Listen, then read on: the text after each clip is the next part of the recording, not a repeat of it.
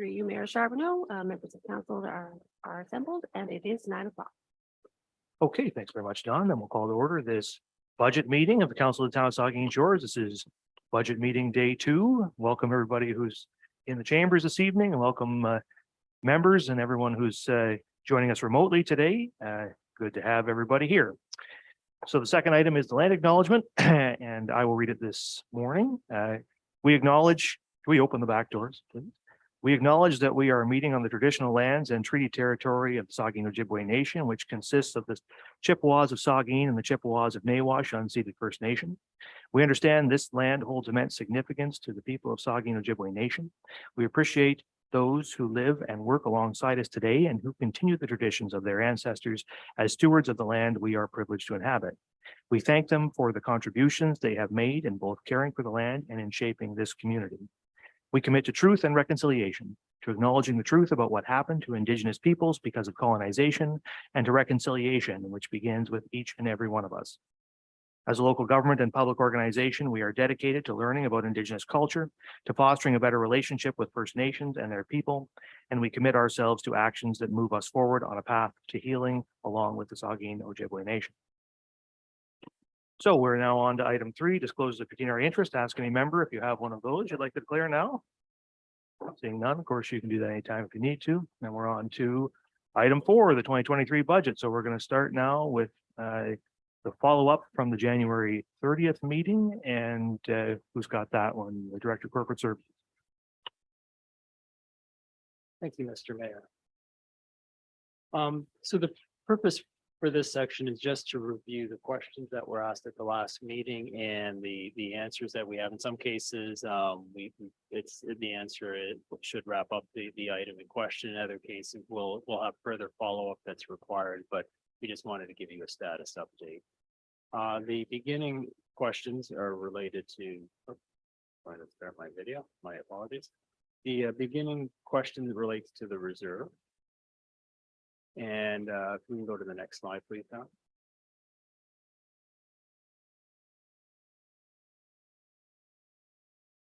There's a question on the Southampton Medical Clinic floor replacement.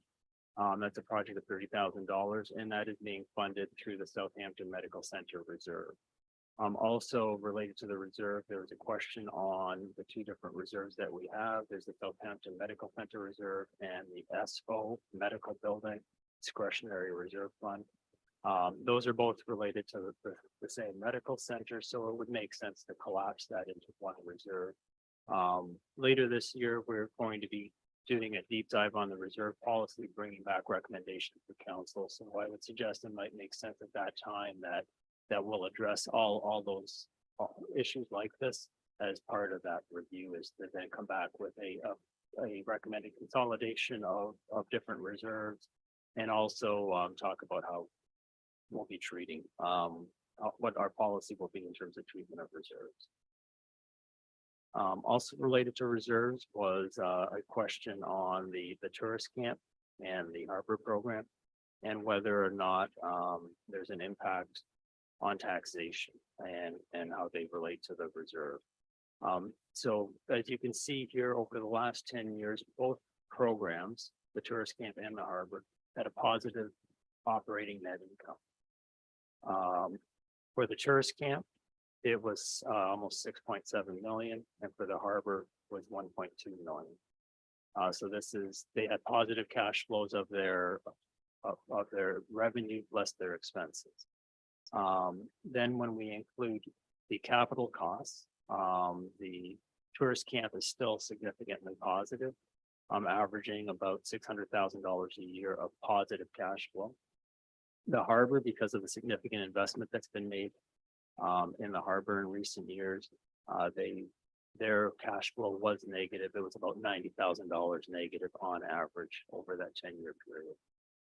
Again, here what we're suggesting is that related to the reserve policy that we'll be looking at later this year, that we'll be including in that a strategy on how we handle reserves for business units such as the tourist camp and the harbor program.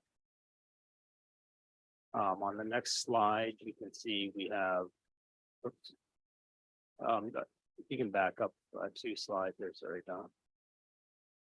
We have, just for your information, it's just back up, but there's the operating revenue and expenses for the tourist camp, as well as their capital expenses, showing you that positive cash flow of 6.2 million over the 10 years.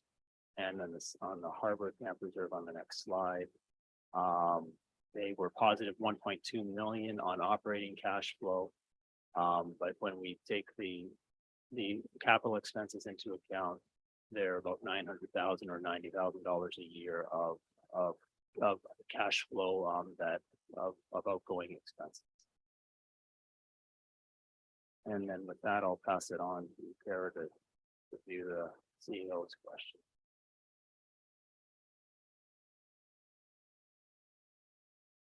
Thank you. There was one question related to the CAO's presentation on January 30th, and it was with regards to additional funding and support for staff in the organization. So just to give council a perspective of what else is available and that we use to fund employee recognition and staff support in the organization. We have a budget of $11,000, which is towards staff recognition events. So those are things like years of service, the summer barbecue, employee appreciation day, and seasonal gifts. We have $13,000 that's aligned with our employee assistance plan. And we have around $3,600 that is with our various wellness initiatives that our wellness committee that supports. And I think that was the only question from the office of the CAO. And I think the next one was community services and operations. So I'll turn it over to that director. And thank you, Karen, through you, Mr. Mayor. Next slide, please. Thank you. So we had a couple of follow-ups through community services and operations and public works division. Airport operating budget. So the town provides an annual operating grant to the airport. In 2023, it will be $26,500.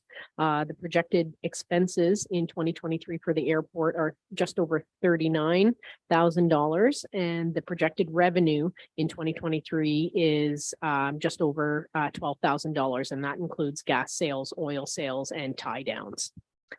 The loose top maintenance materials. So the town uses quarry granular A for loose top road maintenance and shoulder maintenance. The estimated quantities for 2023 are just over 3,000 ton.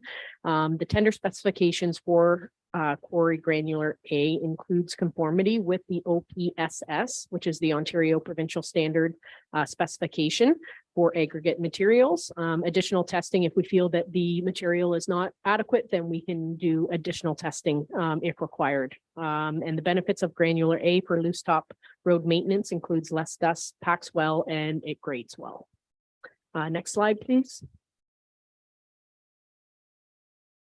And parks operating budget increase. So the increase for parks operating budget was just under $750,000 in 2023.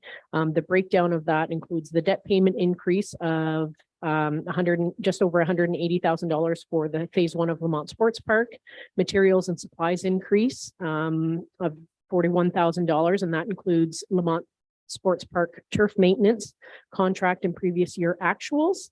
And the salary increases of $533,000, one new operator, one position that is requested in 2023, 2 additional students for 2023 for Lamont Sports Park, and then the parks manager allocation of wages in the proper division.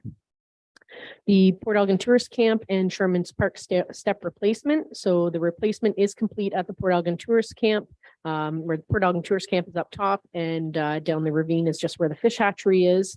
And the Sherman's Park one will be complete when weather cooperates. We're very, very pleased with the stairs and the price that they came in at. The structure is galvanized steel with dimple channel grading, acceptable for pets and bare feet traffic. And I just provided some specifications on the raised dimple plate patterns. And then final site restoration will occur once the final construction is complete and weather cooperates. And next slide, please. Shipley land use agreements and thank you letters. So the renewal of 6 land use agreements along Shipley Trail will be presented to council in an upcoming meeting, and thank you letters to the landowners will be issued following the bylaw authorization of the agreements. The water treatment reservoir generator and electrical upgrades, I believe it was the deputy mayor that had asked about this, the clarification. So the budget request is $500,000. I believe in my speaking notes, I indicated 550. So thank you for that. Next slide, please. The tree sale program. So one of probably our most popular tree sales. So the program generally costs the town about $17,000. So the revenue is just over 21,000. We get a donation from Saugeen of about $5,000. Tree purchases this year are estimated to be about 43,000. And then, as I mentioned, the subsidy of the program is just over $17,000 for that program. Very popular program, and we look forward to it each year. Next slide, please. And the urban tree canopy, also just tying into the tree sale for council's additional information, is we have $20,000 in our work plan. It's in Mark's work plan as well. So tree protection bylaw encourages the public to protect existing healthy trees and provide a deterrent to cutting with reasonable expectations and by permit only.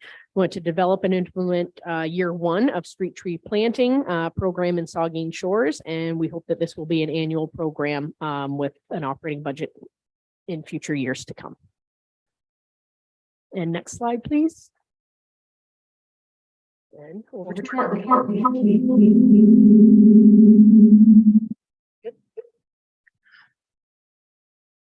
Yeah, thanks. Next slide.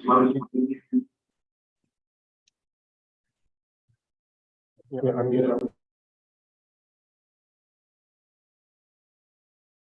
I'm muted.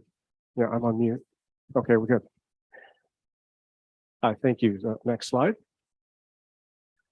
Follow-up questions for the development services part of the budget. Question about the town standard or policy for replacing street lights. And so we're working with the operations team on confirming the approach to streetlight replacement.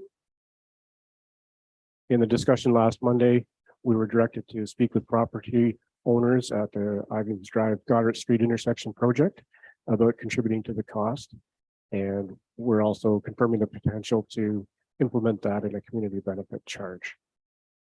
And a question about bylaw enforcement revenue. The primary source of this revenue is parking tickets. And the $4,000 is in the 2023 proposed budget, aligns with the actual revenue received in 2022. Thank you. We can go to the next department.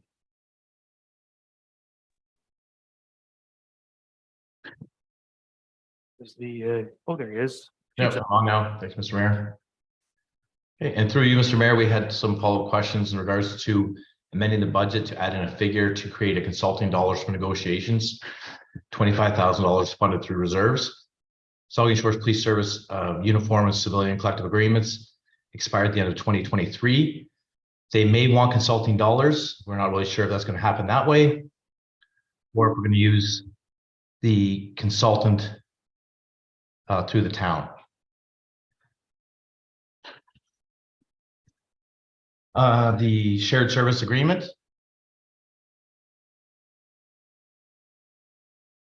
You're muted there, Kevin. You've muted yourself. We can't hear you.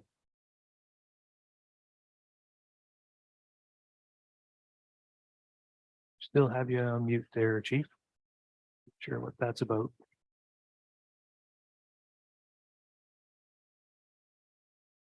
There you are. Sorry, folks. I know there things are getting muted on us. The last is the shared service agreement that we're working on. That is going to be in cooperation with our town directors and brought to the Police Services Board for approval. Any other questions? Okay, I guess that's the end of that report. So questions about that or follow up on what we talked about last time, the deputy mayor? Thank you. And through you, this question is for the Community Services Director. Thank you for the comments about the airport. I'm just curious, how many, the $12,500, I think it was in revenue, and it accounted for gas and oil sales as well as tie downs. What is the people who keep their planes there for the entire season? What is the annual payment that they make to the town for that?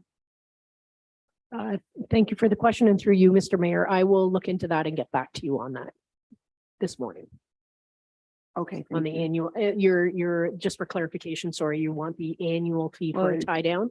Seasonal fee? Well, it just seems to me that, when we're charging people at the harbor or people at the trailer park a certain amount per year to be there, I realize it's not exactly the same situation at the airport, but if there's only $12,500 worth of revenue, which includes gas and oil sales and tie downs, I'm interested to know what somebody who actually has their plane there the entire season, what they're paying for that privilege. Thank you, and Thank I'll you. provide that information. Okay, are there further questions about the report or anything following up from our last meeting? I was wondering, just one question from me to the Director of Development Services about the Ivings Drive project and the budget allocation for that. So we're now reviewing the project. What is the administration's recommendation to council in terms of what is it, $250,000 or whatever is in the budget right now toward that project? Any changes?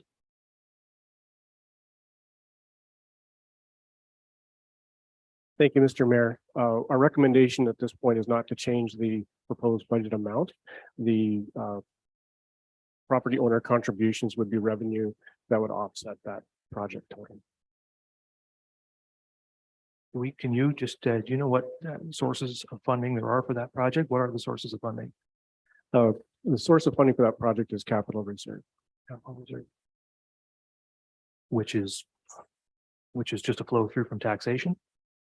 That's correct. So it's funded by the levy, the whole thing. Well, perhaps I'll allow the Director of Corporate Services to do a better explanation of that. As the mayor indicated, it is funded through the capital reserve, which in effect, and capital reserve is funded through taxation. So, yes. Okay. Thank you. If there's nothing else on that report, and I don't see anybody else with questions on it, so we can just move on then. We'll go to the Corporate Services Department and the Director of Corporate Services.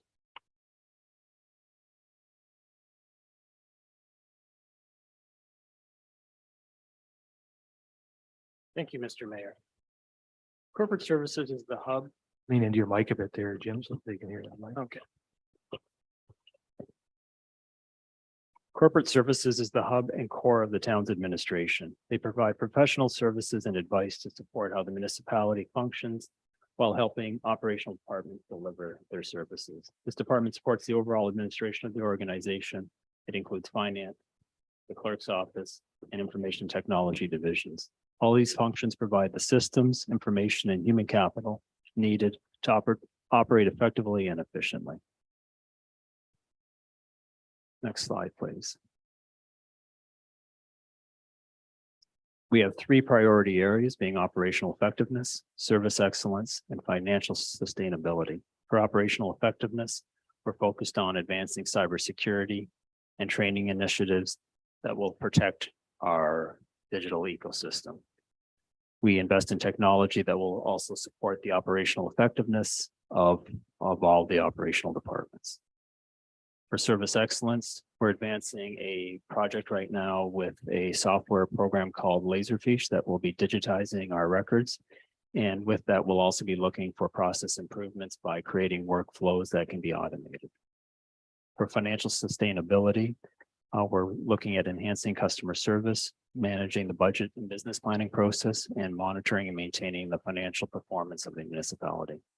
Next slide, please.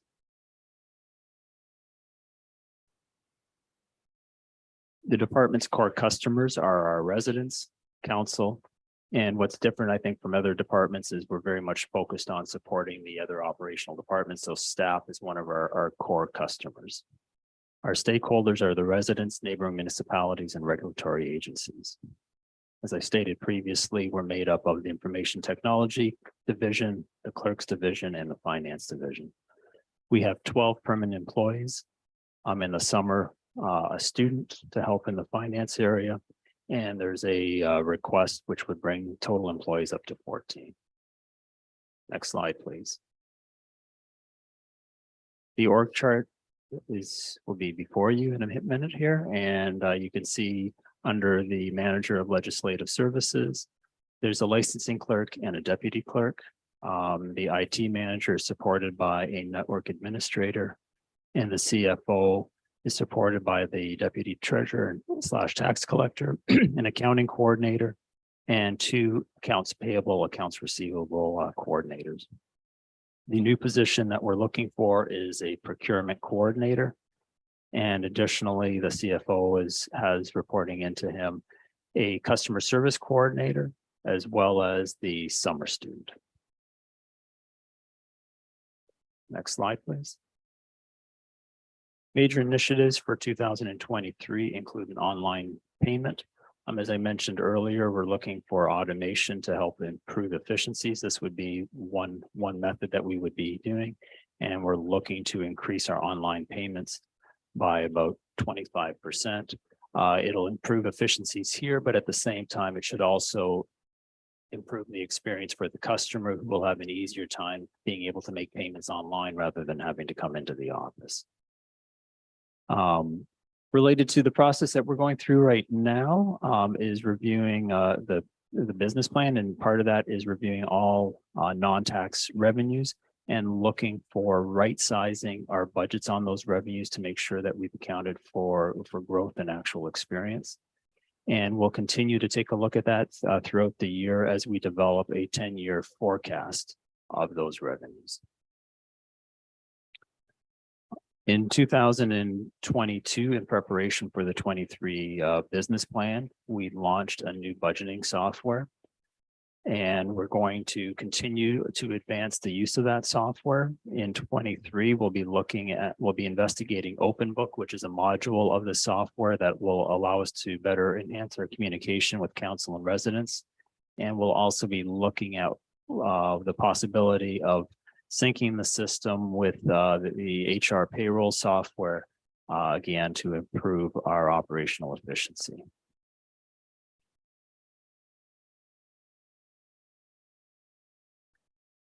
I mentioned bylaws earlier as it relates to reserves. In addition to the reserves bylaw, we'll also be looking at the water bylaw and the investment bylaw as well, and bringing those back to council over the course of this year with updates for council's consideration. Earlier, I mentioned Laserfiche. That's part of this Tomrins digitization, and the province has extended the deadline. So we have until December 1st to work on completing that project. We're well underway, and we'll continue to make enhancements through coming months, both getting records digitized as well as looking for opportunities to create automated workflows that will make our operations more efficient. Again, back to the business plan, we will be looking at creating a 10-year business plan for 2024. And that will greatly enhance the overall business planning process. A longer perspective is going to provide one, as we talk about reserves, a much better way of reserving ultimately is having a long-term plan, because with a long-term plan, you've got a vision of where you're going and how much that's going to cost, and you know exactly how much money needs to be set aside to deliver on that. So we'll be working on that throughout 2023 in preparation for the 24 business plan. Next, we're going to go through each of the divisions, and I'll turn it over to Darren Hill, our Manager of Information Technology. Morning, and through you, Mr. Mayor. So the 2023 budget continues to focus for the IT division on further alignment of current business needs, as well as preparing the town to be future ready, both in long-term direction and related projects.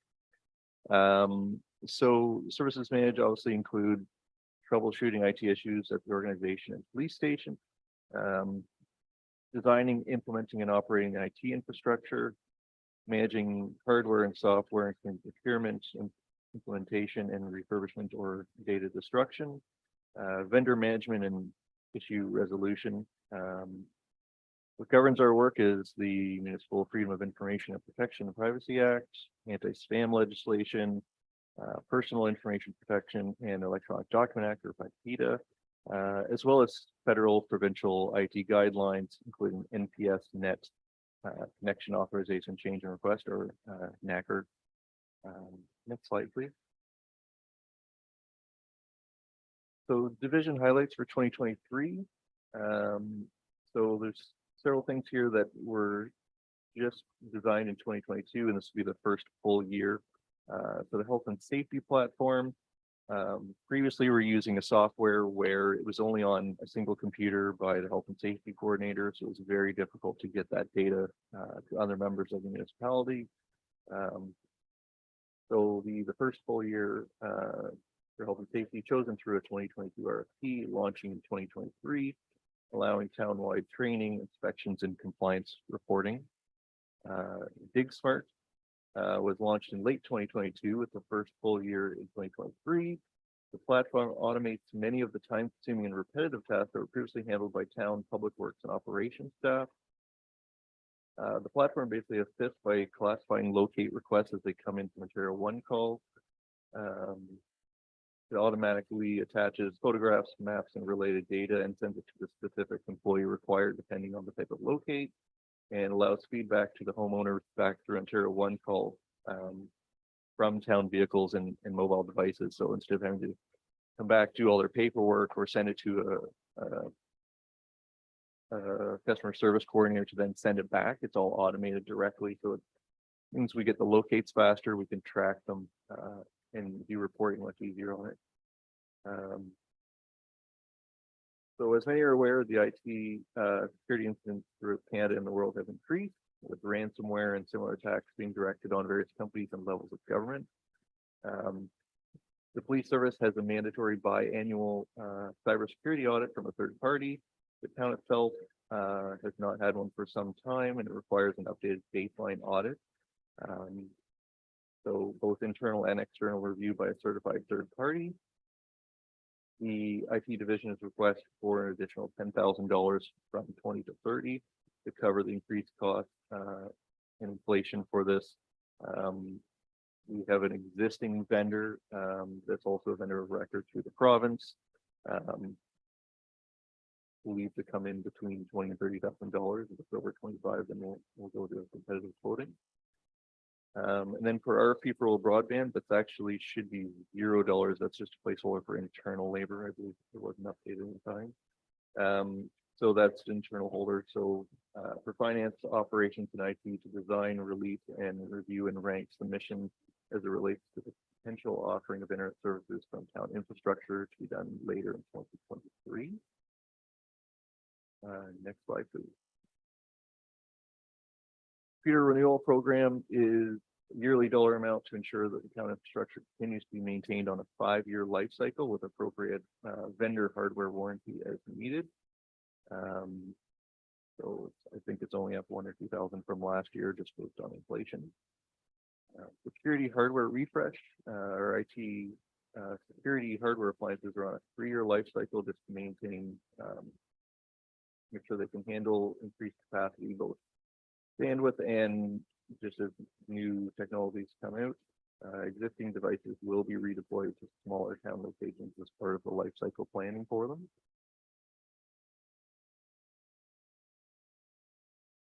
The aggregation of licensing and costs to IT was $0 net increase, but you'll see increased line items just as they're brought out of other divisions into IT for better transparency and calculation. 25,000 for the Microsoft 365 and phone system. So this would include looking at moving from our legacy intranet portal to a fully integrated new intranet, which is much better security, multi-factor authentication, and sharing capabilities, as well as any other phone system features we may want to add, such as a customer management module. Next slide, please. Looks like that's a duplicate on that slide. So the annual hardware purchase increase is a one-time $4,000 extra increase, which is there's quite a few extra numbers based on the service delivery review. So some of these were already hired in 2022. There's a couple extra that were not in the original 5-year life cycle. So these are just added items such as the extra GIS coordinator, the operations manager. We added a full-time fire prevention officer and some extra administrative positions. So that's just extra to handle monitors, docks for the laptops, before and in addition to the normal life cycle. That's it. Next slide. I just want to add, so there may be a couple, while they're not under the IT division, there are several large projects that will show up under other divisions or departments, such as providing input on the electrical, telecommunications, Wi-Fi, and security requirements for the lawn sports complex phase 2. I believe that project, which is under Parks and Rec, the design and conduit and such will be in this phase, and a subsequent year will be the actual devices being connected. Assisting community services and facility staff and architects in designing infrastructure for the aquatic and wellness and office complex. Working with operations for this year's communication, security, and IT needs for the new scale house, which is already included in the operations budget. And as well, under the fire department budget is electrical and communications and security requirements and design for the proposed emergency operations center alternate at the Century Center. Thank you for the opportunity to present 2023 budget.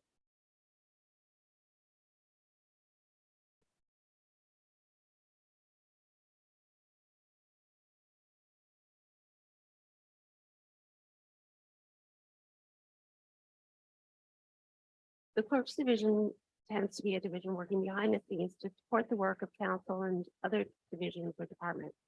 We support council in managing their meetings, creating agendas, minutes, and bylaws, and processing correspondence and agreements for the carrying out of town business.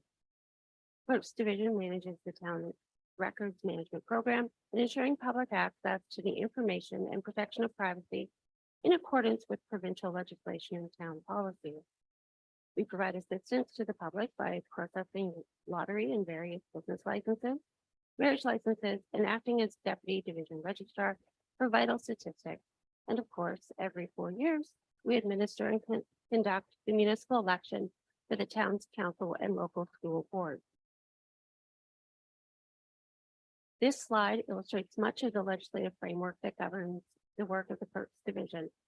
The Municipal Act is the most referred to legislation for what happens in the Clerk Division, but draws on all the documents included here and more to direct the work of the division. Additionally, we will keep up to date on municipal case law and work with the various bylaws for the municipalities, not only updating them, but also providing guidance and suggestions with regards to how bylaws are to be administered. As council can see, the division highlights for the clerk's division largely includes review of governance documents that affect council, the public, and staff. In most cases, staff will begin with a review of the current state, gathering internal resources and doing something of a desk audit, then gathering information from other municipalities, which may include municipalities within Bruce County, but then expanding beyond the county boundaries to other municipalities throughout the province of Ontario. Then engaging as appropriate with community leaders and or business members and develop solutions that meet the needs of the community in an uncomplicated manner. The first item noted here is the surplus land process and policy. It's currently under review by the town solicitor and will be brought to council for discussion and consideration for adoption. The policy is specific to the process for the sale or other disposition of town-owned land. It lays out the process that staff will follow when land is being sold, either an unsolicited request to purchase comes in, or if the municipality is proactively disposing of land. this policy will come into place. It sets out the expectations that the public and council can have with regards to the process. Next, the code of conduct update for council and committees. This particular policy has already been adopted by council as of December 12th, 2022. Applicable to council and members of local boards or committees of council. In addition to providing structure to the expected conduct of elected and appointed members, the code outlines the inquiry process for alleged contravention and a defined process for seeking advice from the Integrity Commissioner for municipal conflict of interest as matters. In 2023, the newly appointed committee members are being educated on the code.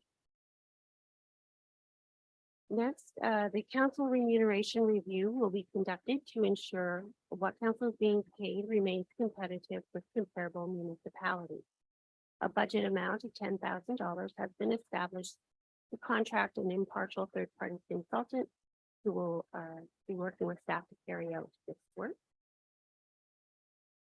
Clerk staff will be conducting a business licensing bylaw review to ensure the town is meeting the needs of the community, that the licensing process is simple and straightforward for licensees, and that Saugeen Shores remains up to date with the standards and that best practices established by comparable municipalities.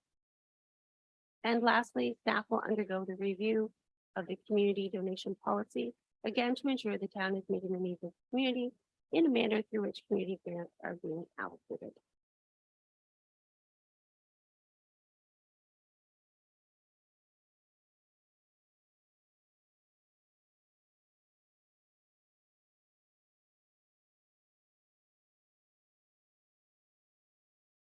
Okay, so I will speak to the finance division.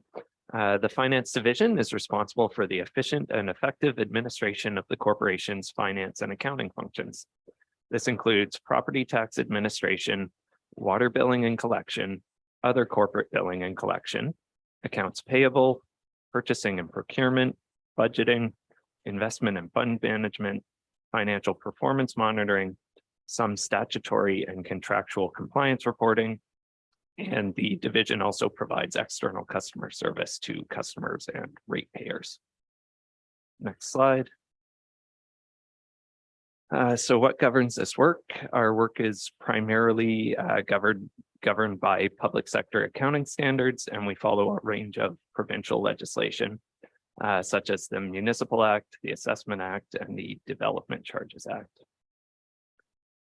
There are also a number of overarching municipal bylaws and policies that guide our practices, including the water and sewer billing bylaw, purchasing and procurement bylaw, the development charges bylaw, and the debt management policy. Next slide. So our division has a number of initiatives set for 2023 listed as division highlights here.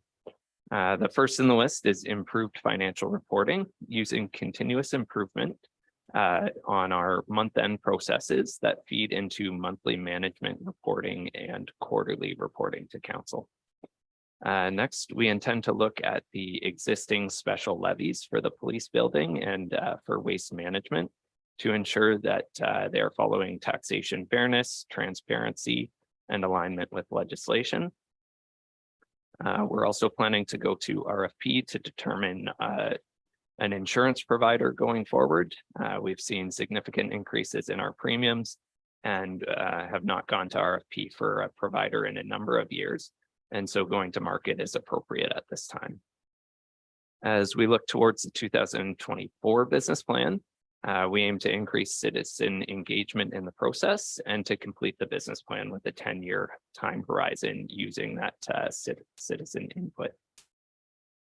Next in the list is budget realignment. As we continue to evolve as an organization, there is significant effort to ensure that our accounting structure properly matches and aligns with the overall organizational structure. As part of this process, we will also attempt to simplify the number of GL accounts to ensure that our financial accounting is meeting the needs of our managers and our stakeholders. Next slide. The next item deals with MPAC reassessment. Property values as assigned by MPAC have now been frozen for a number of years as the province delayed the usual assessment cycle during the COVID-19 pandemic. It's anticipated that they may begin the process for a new assessment cycle in 2023 that could be effective for 2024.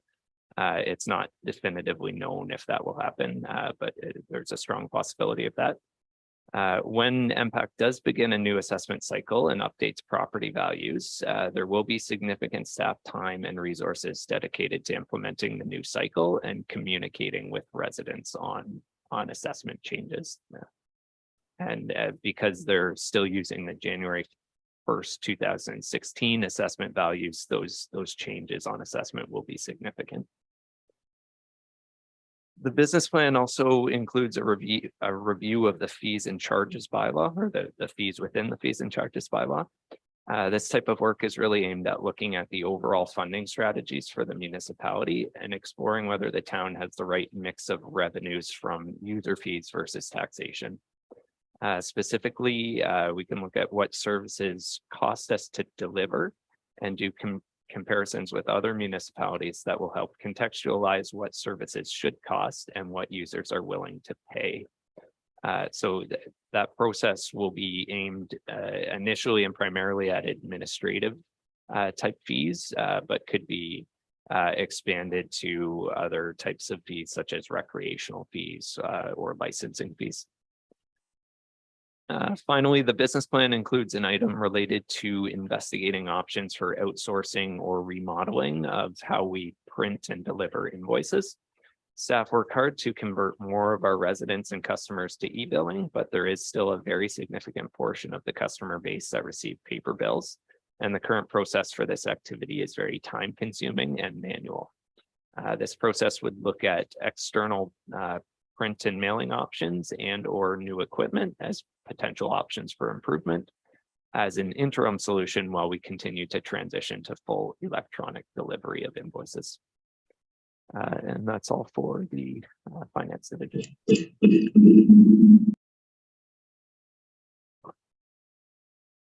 Thanks, Dan.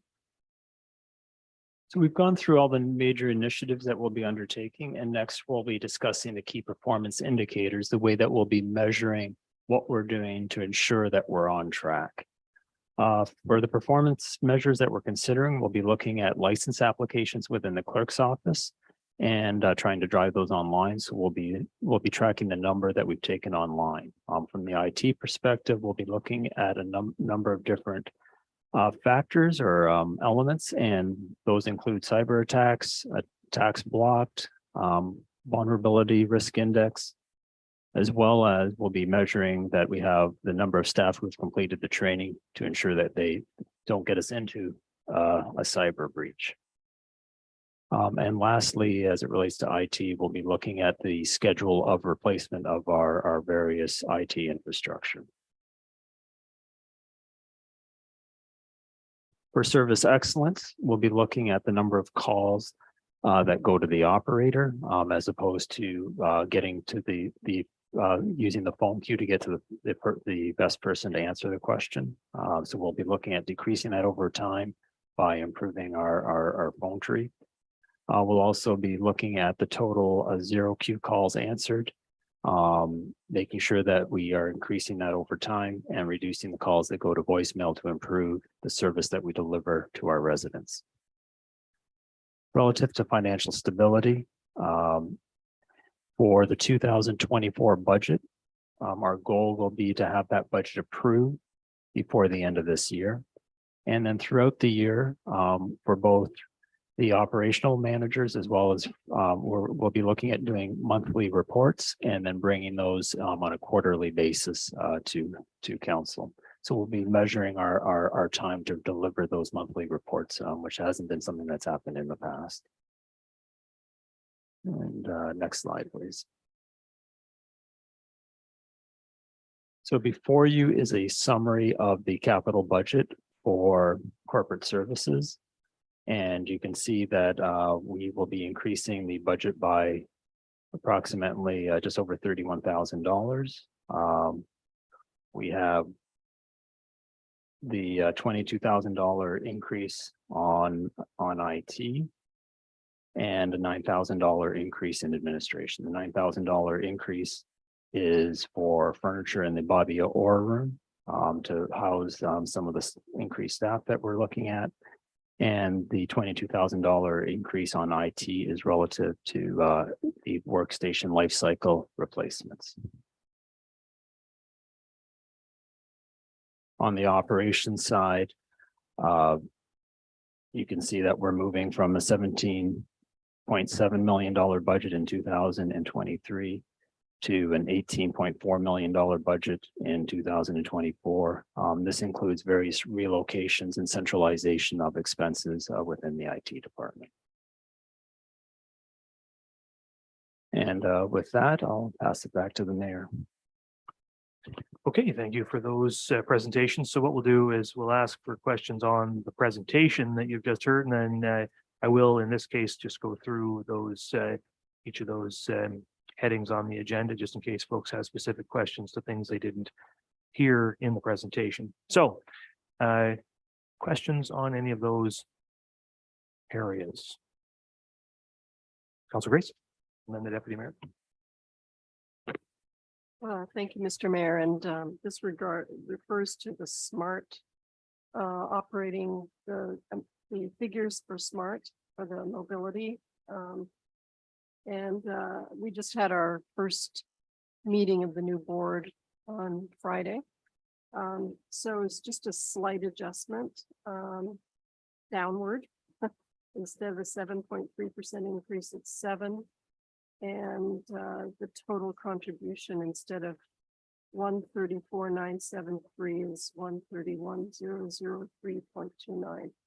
I can send you those figures. A little decrease. Big savings. Good work, Councilor Grace.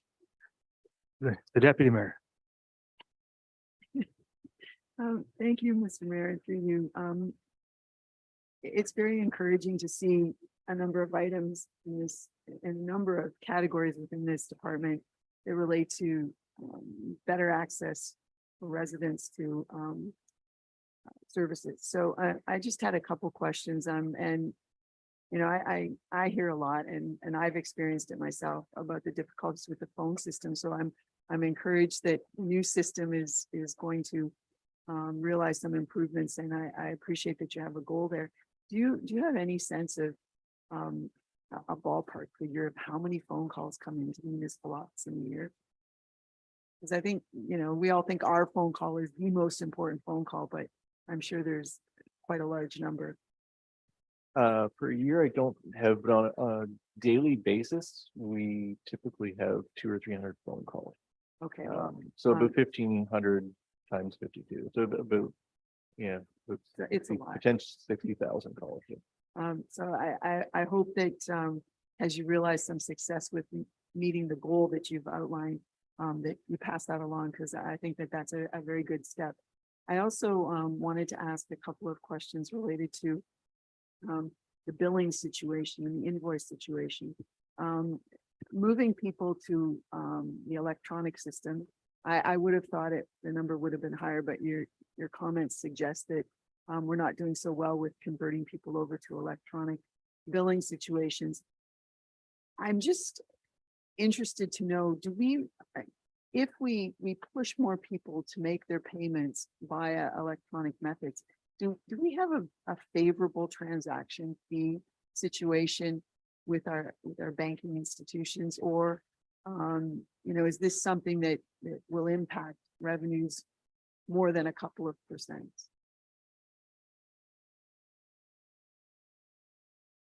So there's two components to it.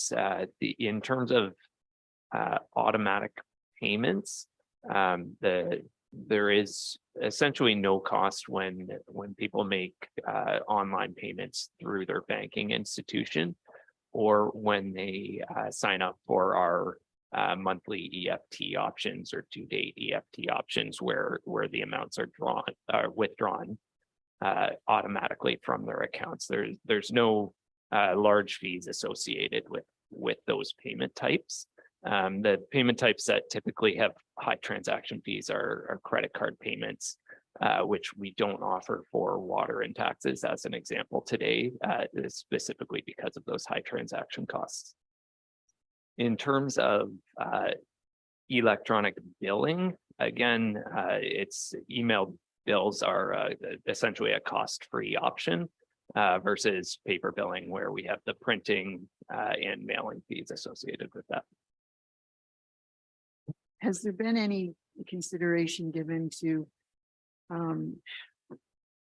know there's an amount here about the potential to outsource some of that activity. Have we ever engaged in any incentive programs to shift more people over? I don't recall any in my own situation as a taxpayer here, but I certainly hear that from a lot of other avenues. I'll just leave that as a question. The procurement officer position, could you just give us a suggestion of the kinds of activities that this position might assist with in terms of, is that a couple of times RFPs were mentioned, so I would assume that this person would be involved in that activity, but could you give us a few examples? Certainly. A procurement officer, their major role obviously is going to be related to procurement. So that would be requests for proposals, but also requests for tenders.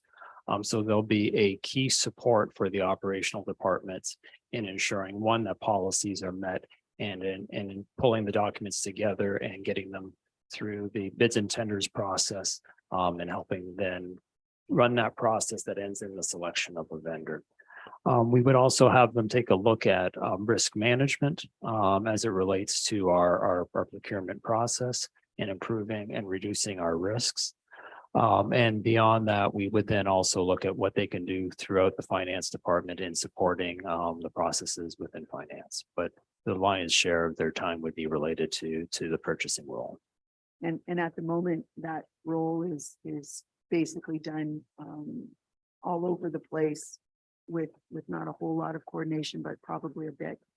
One of our people in the finance department helps coordinate that, but obviously with all of the financial responsibilities that she has, she is not able to give it the full attention that it really deserves. And given the growth that we've seen in this community, we're reaching that tipping point where really we should be putting more attention to procurement to make sure that we're doing things correctly and we're getting the best value for money. And one final comment, perhaps this is for the treasurer. You mentioned about having a citizen engagement activity associated with the business plan. Do you have any ideas of how you would engage citizens to be a part of that?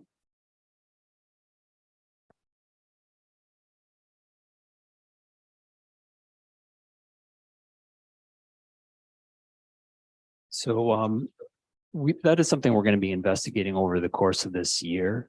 It could be through surveys and that type of thing, but that's still relatively open-ended, and it's something we'll be reporting back to council as we develop plans and coming up with proposals.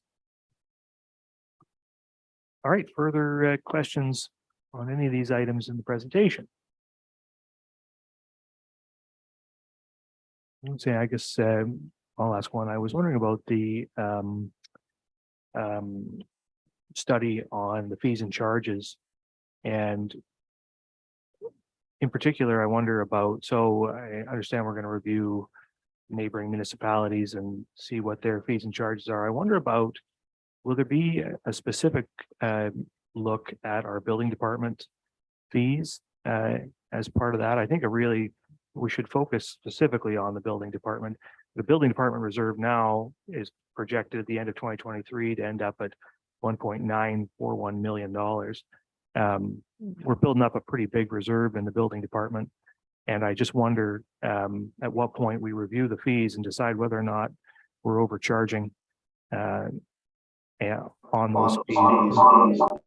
If we're collecting too much money, and that in particular, we're going to enter a period now where building is going to slow down, and where we are going to want to encourage certain types of building to happen at a faster rate, particularly on affordable housing. And that may be an opportunity for us to offer some incentives or offer some benefit to folks who are building the kind of housing we want.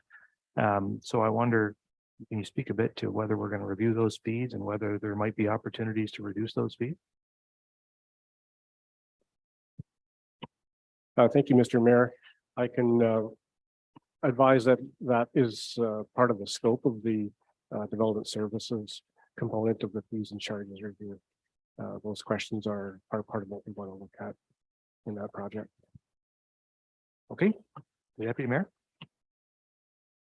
Thank you. Sorry, there's a lot of pages here. I missed two. There's a couple of things that are related to council activities that I just wanted to ask. One of the items is on the capital budget for information technology, and it's about council upgrades, and it's $60,000. And I assume that relates to this particular room, but if we're in the process of basically creating perhaps a whole new council chamber with the build that's coming, is it necessary to do something to the tune of $60,000 this year if within 2 years, we'll be hopefully in a different location that will be outfitted properly? Just wanted to ask, and certainly this room can be used for other things, I guess, too, but why the expense now when the other is hopefully coming? So that was, Jim and I had put a report together with the options, one of which was to wait for a new location. One was to do it now and one was to wait for the 2023 budget. And council did give us direction to go ahead in 2022. Part of it is that the lead time is anywhere from 6 to 18 months for the hardware. The platform that we did the RFP for is fully modular, so it will easily be able to come up. Right now, all the older technologies in here is basically kind of buried in the walls. The new system is mostly wireless, and the rest uses very industry standard components, like network connections, that kind of thing. So we'll actually be able to just unplug it all and simply move it to the new council chambers. There is this incremental budget line item we're looking at for future years. So the new council chambers will be bigger than this one. So things like all the microphones, all the brains behind will basically stay identical. There may be a couple extra screens we want to add. But it's definitely a concern that we took into account for, do we want to spend this money and then have to redo it? And so the only way we were interested in doing it was to make sure that it would be a system that was very portable and easy to move to the new council chambers. Thank you for that. Another one related to council situations was on the council operating budget page. There's, I believe the contract services relates to the review of compensation. Materials and supplies, though, that value translates to about $3,500 per member of council. Could you just give me a couple of, or give us a couple of the items that fit into that?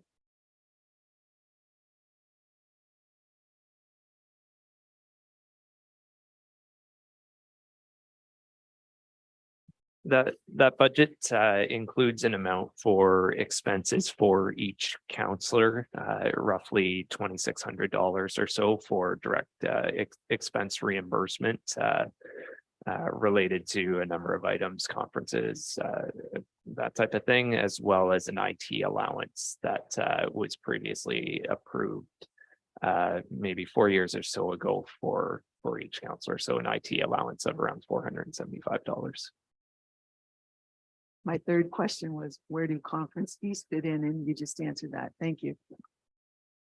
Okay, anything further? But we're already starting to go through these page by page a little bit, so I will just go through them quickly. I know there's some items perhaps that members may want to discuss that haven't appeared so far. So why don't we just start going through those?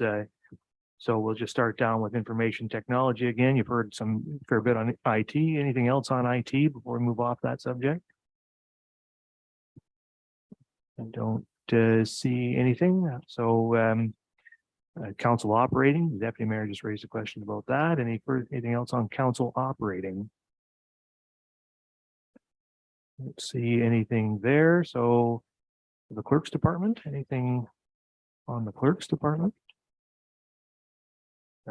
Councilor Grace. Thank you, Mr. Mayor. I know that it says that we're doing code of conduct update, I think also a procedural bylaw update as well. Through you, Mayor Charbonneau, yes, there is a procedural bylaw update coming forward. It's starting with the striking committee and then we'll be coming to council. Thank you. Deputy Mayor? I also note that you're planning to do a review of the donations policy. Is there a dollar figure attached to the donation policy line? Or is it something that has the potential to move a bit? Through you, Mayor Charbonneau, at this time, it's anticipated to be just with staff resources. No, I meant the amount of money that's available that can potentially be used as a donation. We'll turn that over to the Director of Corporate Services. So with that, it would be then in future years, if coming from the policy, if council then wished to allocate money to be used for providing donations, that would be then in a future budget. Yeah, so it's funding that doesn't currently exist, but we'll create a policy and then we'll decide how to fund it. Oh, so what isn't included in this would be when we provide the use of facilities at no charge. That's a different category. I think the way that, so we've dealt with it, and as you know, and most members of council know, is on a pretty ad hoc basis, right? Like they come, they make a request, council gives them a thumbs up or a thumbs down, usually a thumbs up. And so I think the intention here is to sort of consolidate and streamline that and come up with a policy where we have an approach and an established approach to those kinds of requests. And perhaps, because I know at Bruce County, there's a list of folks who get an annual grant from Bruce County. And so perhaps we go that far, but I mean, that's to be determined in the policy. But I assume the purpose is to streamline our approach to these things. Is that correct? Yeah. Okay. Yep. Councillor Halpin. Thank you, and through you, Mayor.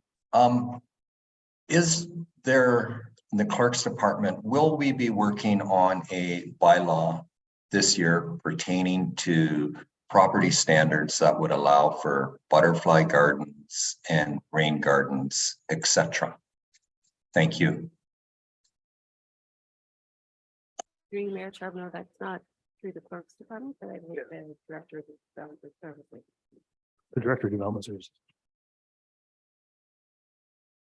Thank you, Mr. Mayor. The property standards bylaw update, which staff are working on now, is going to be looking at a definition of natural areas, which would potentially include different kinds of gardens in that bylaw and the approach to that. Councilor. Thank you. Okay, so Councillor Halpin's question's been answered. Any other questions on the clerk's division? The deputy mayor? Where does municipal heritage fit in? Is it clerks? Okay, A few lines down from I'll here. wait. We'll be there in a sec. I'll wait. Okay, well, why don't we keep moving down then? We have election operating, questions on the election operating. I'll ask a question on it. So in most years, council will have allocated, I think, $10,000 a year to a reserve to pay for the election. So we build up 40,000 over 4 years. That seems to have been removed. I just wonder if maybe the director could talk to us about the strategy around that. We did not include it this year, but when we do the 10-year budget planning, as part of the 2024, we will be putting in expenses every 4 years. And so it'll be part of our overall budgeting process. And we'll be just showing the expenses when they occur, as opposed to having to set aside some funds into a reserve. So effectively, a 10-year business plan becomes a form of reserve budgeting in and of itself. Okay. Further comments or questions on the election line? If not, then animal control. Any questions on animal control? Don't see any there. So municipal heritage, the deputy mayor, you have a question on that? Thank you. The Municipal Heritage Committee has an interpretive plaque program.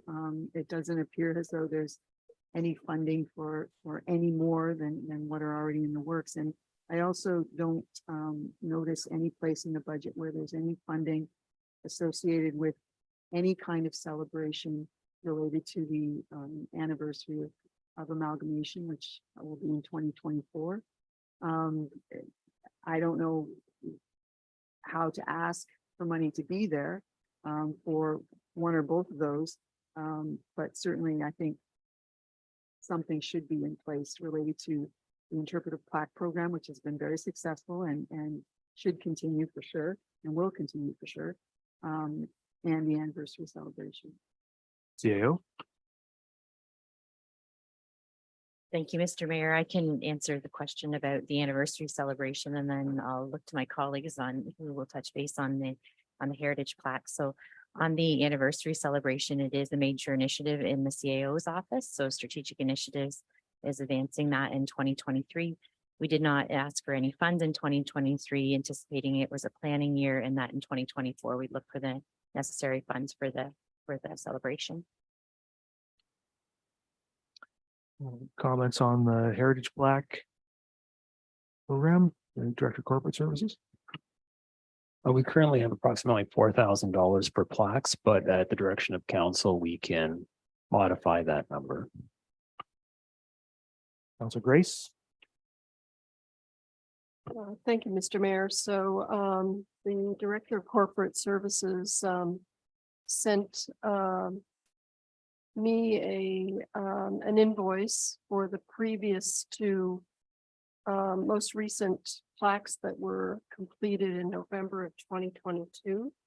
And they totaled 31,2475 or something like that. And so the total amount that the director sent me for this year's was, I think, 4715 for, that's what's in the budget for 2023. Is that right for municipal heritage? So we've got, I think, we've got two plaques for 2023 that are in production right now that would need to be paid for. So that 4,700 amount should cover, if it's the same price, I don't know if it will be, but it should cover that plus a little bit for modest celebrations that we usually have when we're doing plaque unveilings. I don't know if there's more, but We're talking pretty small amounts of money here. I think Yeah. that if the work plan is to deliver two of these plaques this year, I mean, the committee should proceed with that work, and it'll get funded somewhere out of a couple $100. It's not a matter, I don't think, that needs to create concern for us. Vice Deputy Mayor. Yeah, Mr. Mayor, just to add, and it's a small amount. And but I understand there's two plaques going into Lamont Sports Park for the unveiling for June 2024, I believe, 2023, I should say. One is for the history of Lamont Sports, Lamont Pit. And the second one's the history of basketball in Port Algon. And I think there's a Port Algon flag as well. That's just in the works. Is that correct, Cheryl? Or no? There's one in production that I think is for Gobles. Oh, no, downtown Port Elgin.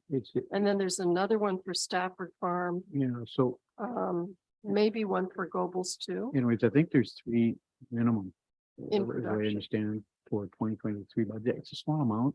I just think we should add a couple $1,000s more to that budget. That's all. That'd be my recommendation later.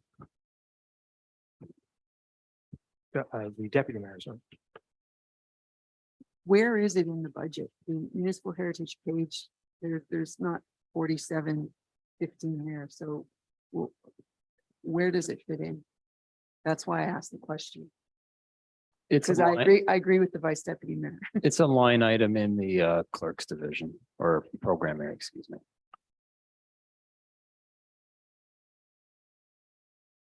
I think we can get more information from the committee about exactly what they're planning for plaques, and we're talking 2,000 here, 2,000 there. Council can sort that out at some point. I don't think it really rises to the level of materiality overall for the budget. Councilor Mayette. Thank you, Mr. Mayor. Well, while we're on the topic of municipal heritage, late in 2022, we had a deputation from a gentleman who wanted to initiate a project for the cenotaph in Southampton.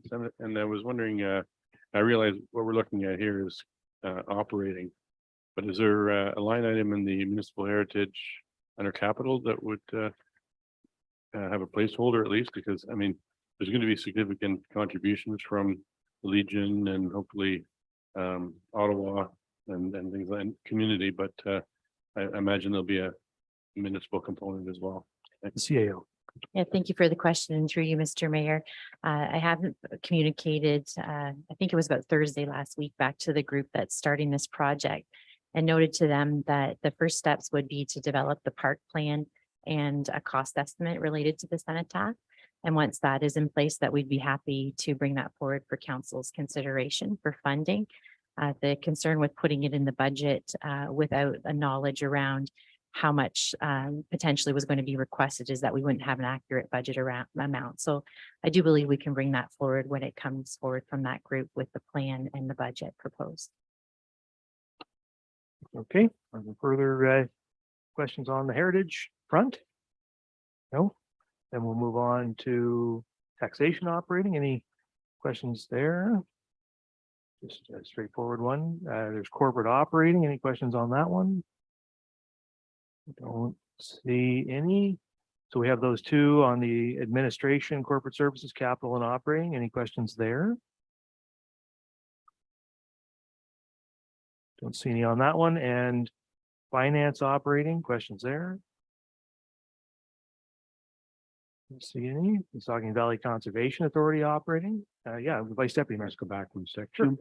Can you explain to you, Jim, can you explain just again, I think it was one of the shed, I think it's on page 3 of 5 of reserves. The future, the tax funded capital project reserve, tax, I think it's $2.2 million per year. Page 3. Staff are recommending 0 increase to that fund this year, which I'm not sure is the right thing to do. I think that with inflation rate of 6.8, we should be increasing that tax funded contribution by at least that amount. We're going to fall behind.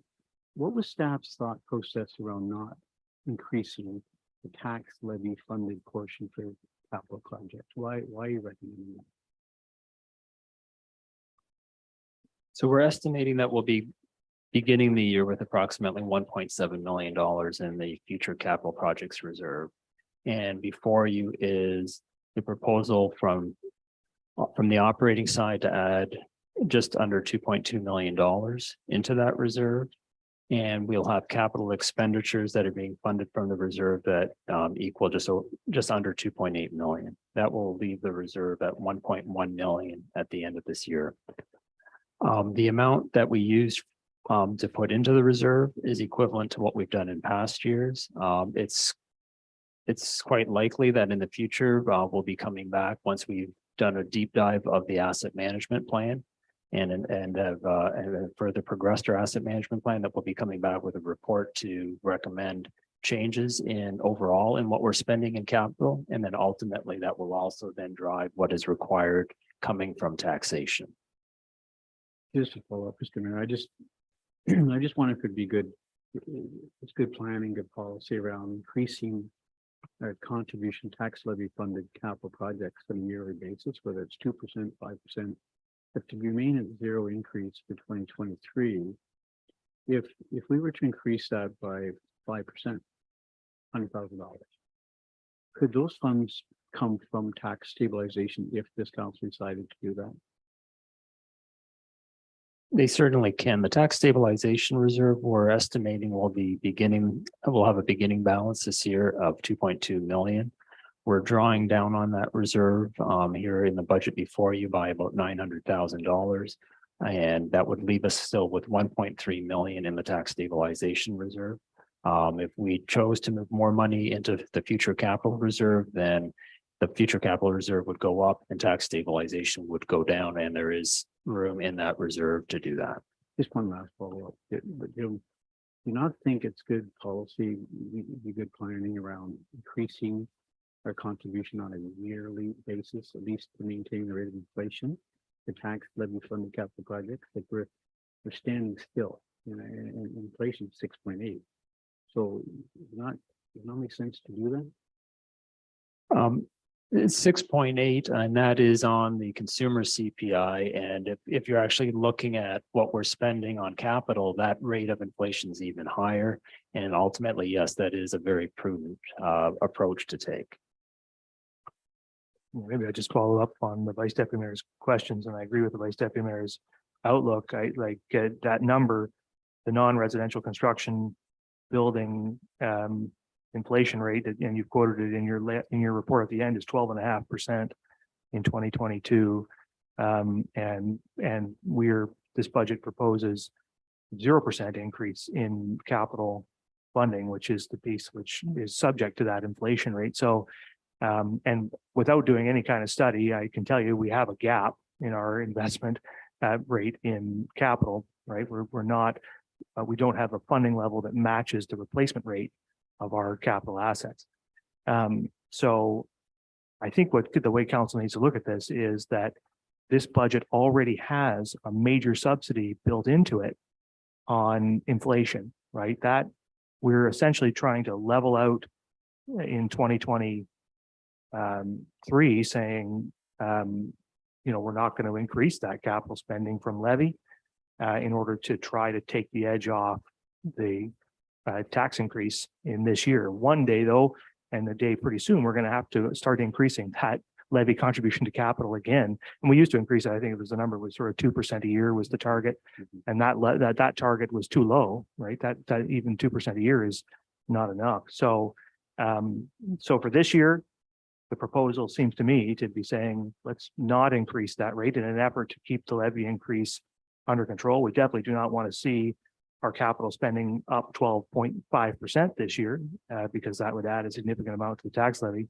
But and that's probably a prudent thing to do because we don't want to inflict that pain on the taxpayer this year. But it is a question of leveling, right? We're bringing it down a little this year, and it'll have to come up a little in future years to make up for what we've lost in inflation. The inflation doesn't go away; it just gets moved down the road, right? So, so I think that just a bit of my own view on that, anyway, is that this is a bit of a built-in reduction in this budget to try to level out those tax increases.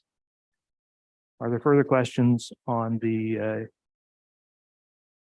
any of those items I read down to 5.3126? If not, I was on to Saugeen Valley Conservation Authority already, I think. So any questions on the SVCA? The Deputy Mayor. Thank you. Realizing that there's probably some adjustments coming in terms of their involvement in various planning applications and that sort of thing. One of the big areas within our community is the Saugeen River. Is there potential, has things shift with the Conservation Authority, that we might be able to tap into their expertise and have some attention paid to? For example, we have a Pioneer Cemetery that we have a slope stabilization project that's been going on for quite a few years that relates to the riverbank. And I guess, the Conservation Authority funding seems to be going up 4.7%, but I have a sense that some of their activity that directly relates to work here is about to change. So is there potential for us to have additional work, new ideas come in? Maybe the people who are on the Conservation Authority board can make a comment, because it's more, but I keep hearing that they're going to be doing less. Yeah, I might just comment. I can certainly Councillor Mayette or Councillor Halpin can comment, but I would say that it's kind of a time of flux for the Conservation Authority because they have new legislation. They have been restrained through legislation in terms of what they can offer for additional services. They have essentially been nailed down to their core mandates as laid out in the Conservation Authorities Act and their regulations. So I think it will be difficult for the Conservation Authority, just as a matter of legislation, to stretch out into new fields, because I think the province has been clear to them. The legislature's told them that they can't do more than what the legislature's given them permission to do. So I don't know, and perhaps Councillor Mayette or Councillor Halpin will have other thoughts. See, Counselor Halpin's hand up, so we'll take Counselor Halpin and then we'll come to Counselor Mayette. Thank you, and through you, Mayor. I'm very new to the Saugeen Valley Conservation Authority. However, they're also, under the new legislation, really limited to future increases in fees. Okay, so in effect, they're going to be frozen, and they don't know how long they're going to be frozen. And that was part of the reason they thought the need to increase some fees this year. And also, there's a subject to inflation as everyone else is. So that was the reason that they presented for those increases and why they were passed before the end of the calendar year. It's my understanding. Thank you. Thank you. I might just ask before I go to Counselor Mayette, because it's a kind of a question for Counselor Mayette. Is this increase number that we have in our budget accurate? Because I heard a different number, a higher number. But maybe I've just misheard or misunderstood, but is the 4.7% the right number? Yes, it is the right number. If I had misled you, it was not intentional, but that is the right number. I just would add to what Councillor Halpin put out there is, obviously there's inflationary pressures here, and the work plan is the other component that is bound to change. When it comes to the inflationary portion, it came to light late last year that the way that their salaries are calculated for economic increases is tied directly to the cost of living increase, and with no cap to the top of it, which I was quite taken aback by, especially with the recent in 2022 we saw outrageous or certainly unprecedented inflationary numbers. So that's added to their overall costing, and certainly with regards to the changes to the legislation due to C-23, the work plan is going to be adjused, but it's difficult at this early stage to really make a determination as to how and what how it's going to directly affect staffing.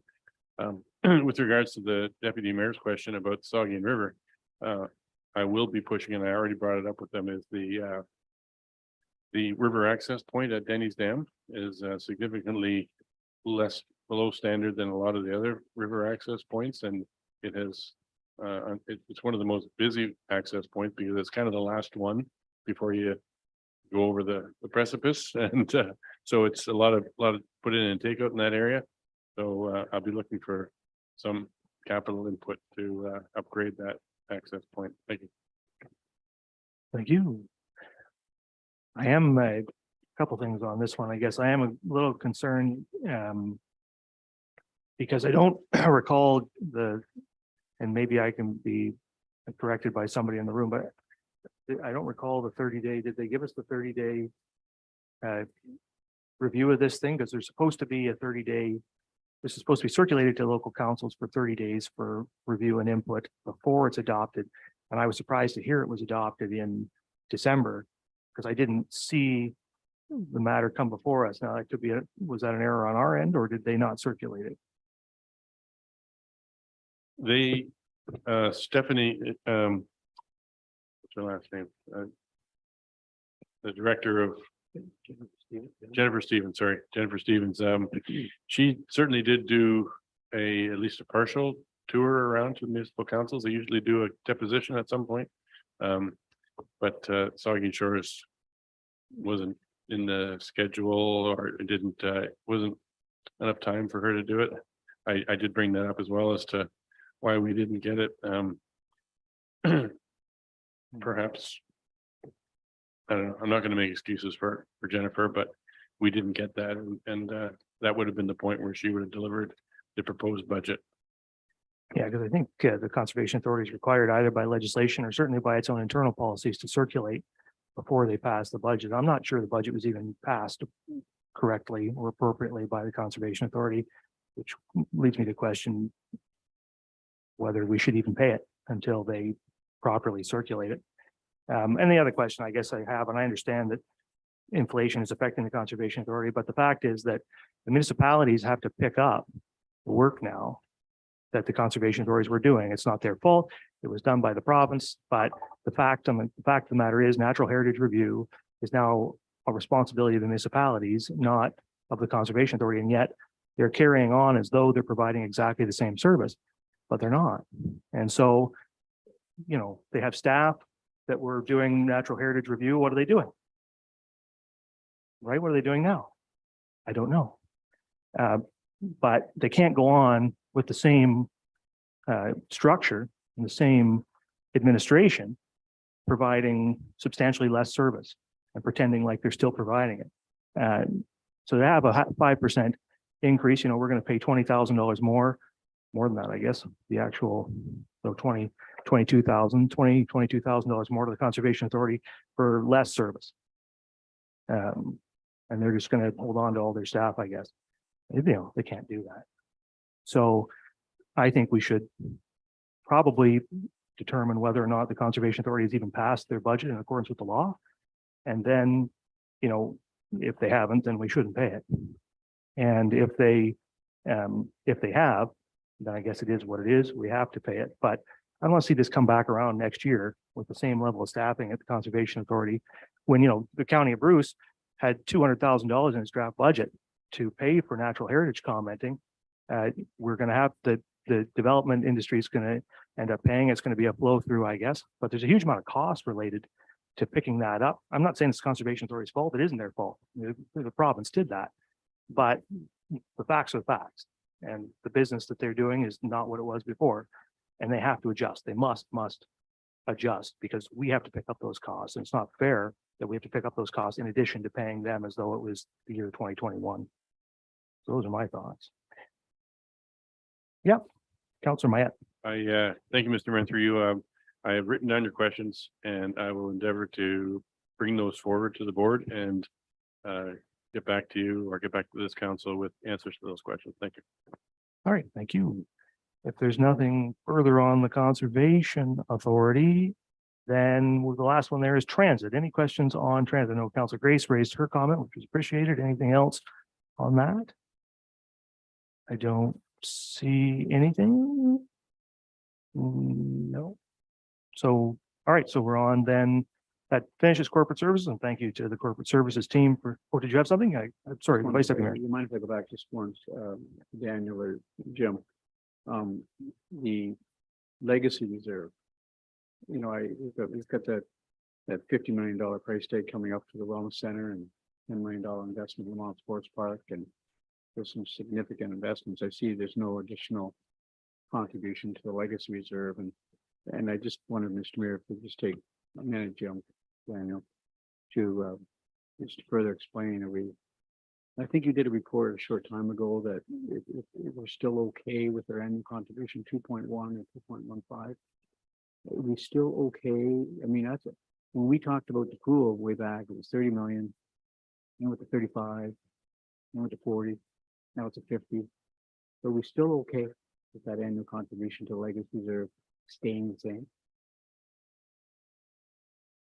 The increase in the capital cost for the pool certainly is putting an added strain on the legacy reserve, but it's still containable. It does reduce council's flexibility in the future to use that reserve for other purposes. We're pretty well locking up the legacy reserve for a 20-year period, 25-year period. There's not a lot of room for other initiatives to be funded through the legacy reserve after we fund Lamont and the Wellness Center. Is that correct? That is correct. So we're right pushing our limit.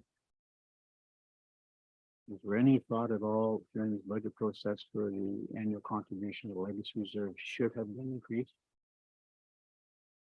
A decision to increase the legacy reserve, I believe, should rest with council, and we would then follow council's direction. Yeah, to be clear, the legacy fund only works because it's levy funded. So if you want to increase the annual contribution, you have to increase the tax levy. It's the only way to fund it. So that's I just want to make it clear to folks who may not understand or maybe new to the to the legacy fund and how it works. So that's, you know, a tax stabilization transfer or whatever wouldn't be an effective way to increase the tax or the legacy fund. So if there's nothing further, then leave it one sec. Then we're on to 4.3 in the budget summaries, and I guess the Director of Corporate Services, back to you.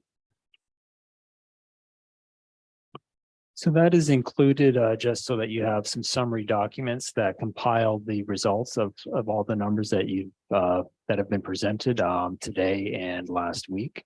And if there's any specific questions related to either operating capital or reserves, we'd be happy to take them.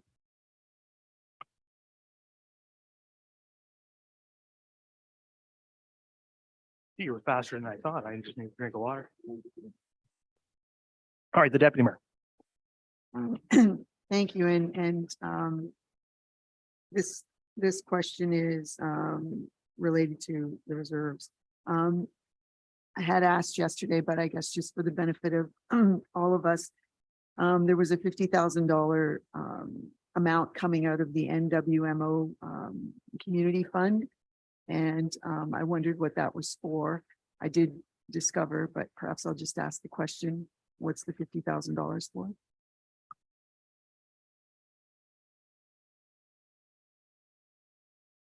I can answer it if you guys can't. It's just it's the funding for the CT scanner at the hospital. We approved last year, I think it was 4 installments out of the NWMO reserve to the hospital campaign, $50,000 a year for 4 years.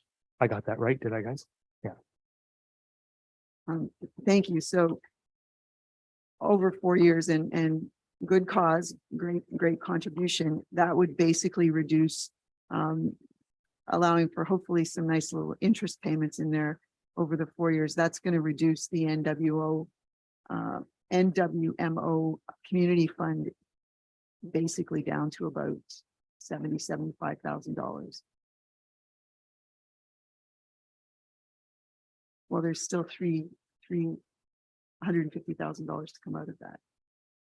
Yeah, I'm not sure. Maybe do you guys know where the reserve ends up if once we finish with that contribution? The estimated beginning balance of the reserve is 272,000. With the 50,000 this year, it brings it down to 222. If we do have 3 more payments of 150,000, as the Deputy Mayor points out, then that would put us in the $70,000 range. Okay. I did want to just make a comment that it would be my understanding that any funds coming out of police services related reserves, that there needs to be confirmation via the police services boards for those amounts. So I just would there's a couple of places where that's noted, just to make sure that the process happens in the way it's supposed to happen. It's just an observation. And I did want to also ask on the second page of the reserves, in the waterfront enhancement reserve, about $52,000 appears to be going into that. Where is that money coming from? I assume those are the lease payments for the CCV. Yeah, so that's the amount of money we're getting annually from the proponents of the CCV for rent. Okay, thank you.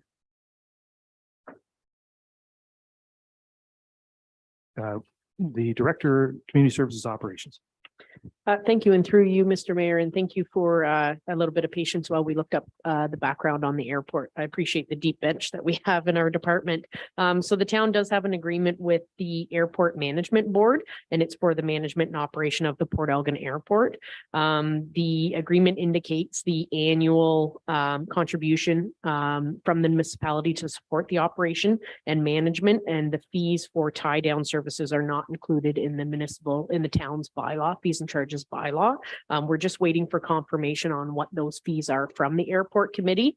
In 2021, in November, the board did do a delegation and presentation to council, and it outlined that they have 5 aircraft. At that time, they had 5 aircraft that are seasonal aircraft at the airport and 105 visitors. So that revenue then would be divided by that, but I'm just not sure of what the unit costs are for each of those. So once we have that, we'll pass that along. And The transient rates are $9 per day or $20 per night for visitors into the area. And as I mentioned, in 2021, they had 105. So I think where we missed on in 2022 is inviting the committee to come back and do a presentation to council. So we'll extend that invite to the board and have them come in and do a presentation from the airport committee. There are actually two reserve funds that both relate to the airport. One is showing a deficit balance. The other one's pretty healthy at $33,000. Can we ask that the deficit balance be taken care of via the other surplus? Like, I'm not too sure why there's two. PSAB might have something to do with it, though. Treasurer have a comment to that? Yeah, I can answer that. So there's two reserves. One represents the airport committee holds their own bank account. And the one reserve represents the cash balance of that bank account. The other reserve is the reserve held by the municipality itself. And that reserve represents the amount that the committee spends above or below their annual grant amount. So their annual grant amount of 26,000. If their deficit in a given year is only $10,000, then we would put $16,000 into that municipally held reserve to ensure that they can actually access over the years any surplus or deficit amounts. Okay, anything else on the summaries before we get into the concluding presentation? Don't see anything, so we will hear the concluding presentation then, the director.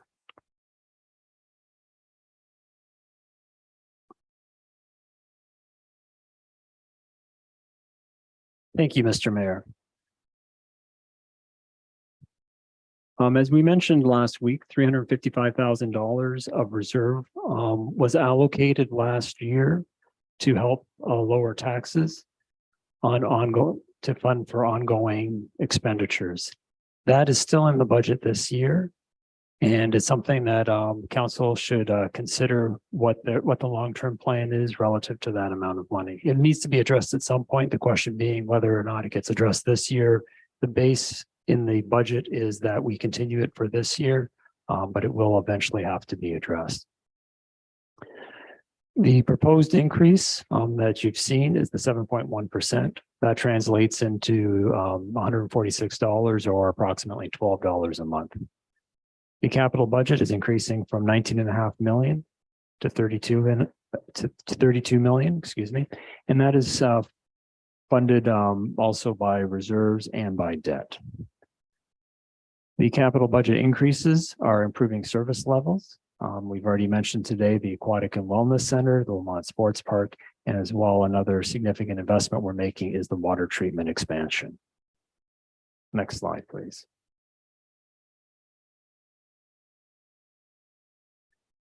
Looking at the details of the capital budget that you saw previously, it's 32.8 million that we're investing in capital, and that is being funded through three sources. One is from external revenues of just under 4 million. We're taking on debt of approximately 13.5 million. And then the rest is being funded through reserves, and ultimately those reserves are funded, as the mayor pointed out earlier, through taxation. And that's 15.3 million to add up to a total of 32.8. And as I mentioned earlier, the significant investment that we're seeing, the change is driven by the three projects that I mentioned, the pool, Lamont Sports Park, and the water treatment expansion. The next slide just shows what you saw last week in terms of expending by the different departments, adding up to the 32.8, and the big increase is with community services driven by that pool project. On the next slide, we see the operating budget, and excuse me, we have a proposed budget that will have a net income of $10 million. So that's a contribution to reserves of $10 million, and that's based on a levy increase of 7.1%, which is adding $1.2 million of added revenue for the town. It also includes 2.7% increase in the levy because of growth.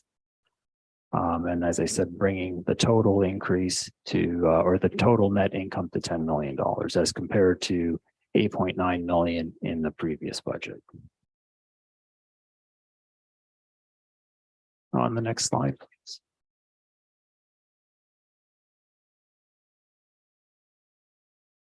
This slide tries to put it into terms that an average householder can understand.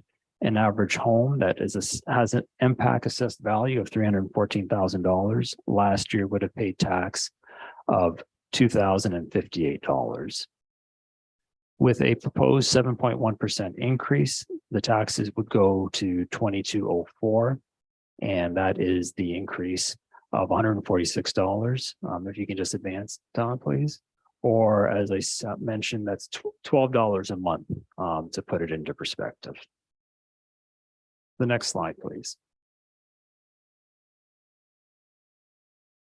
Of the 7.1%, this slide shows you in the pie charts what the cost drivers are behind that.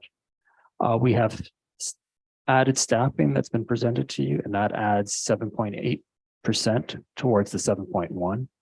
As well, operating costs are going up by 2.1%, far less than the rate of inflation. Due to the efficiencies that staff have found. We have on the positive side, growth is providing us incremental revenue of 2.7%. And so that brings the overall increase on an average home to 7.1%.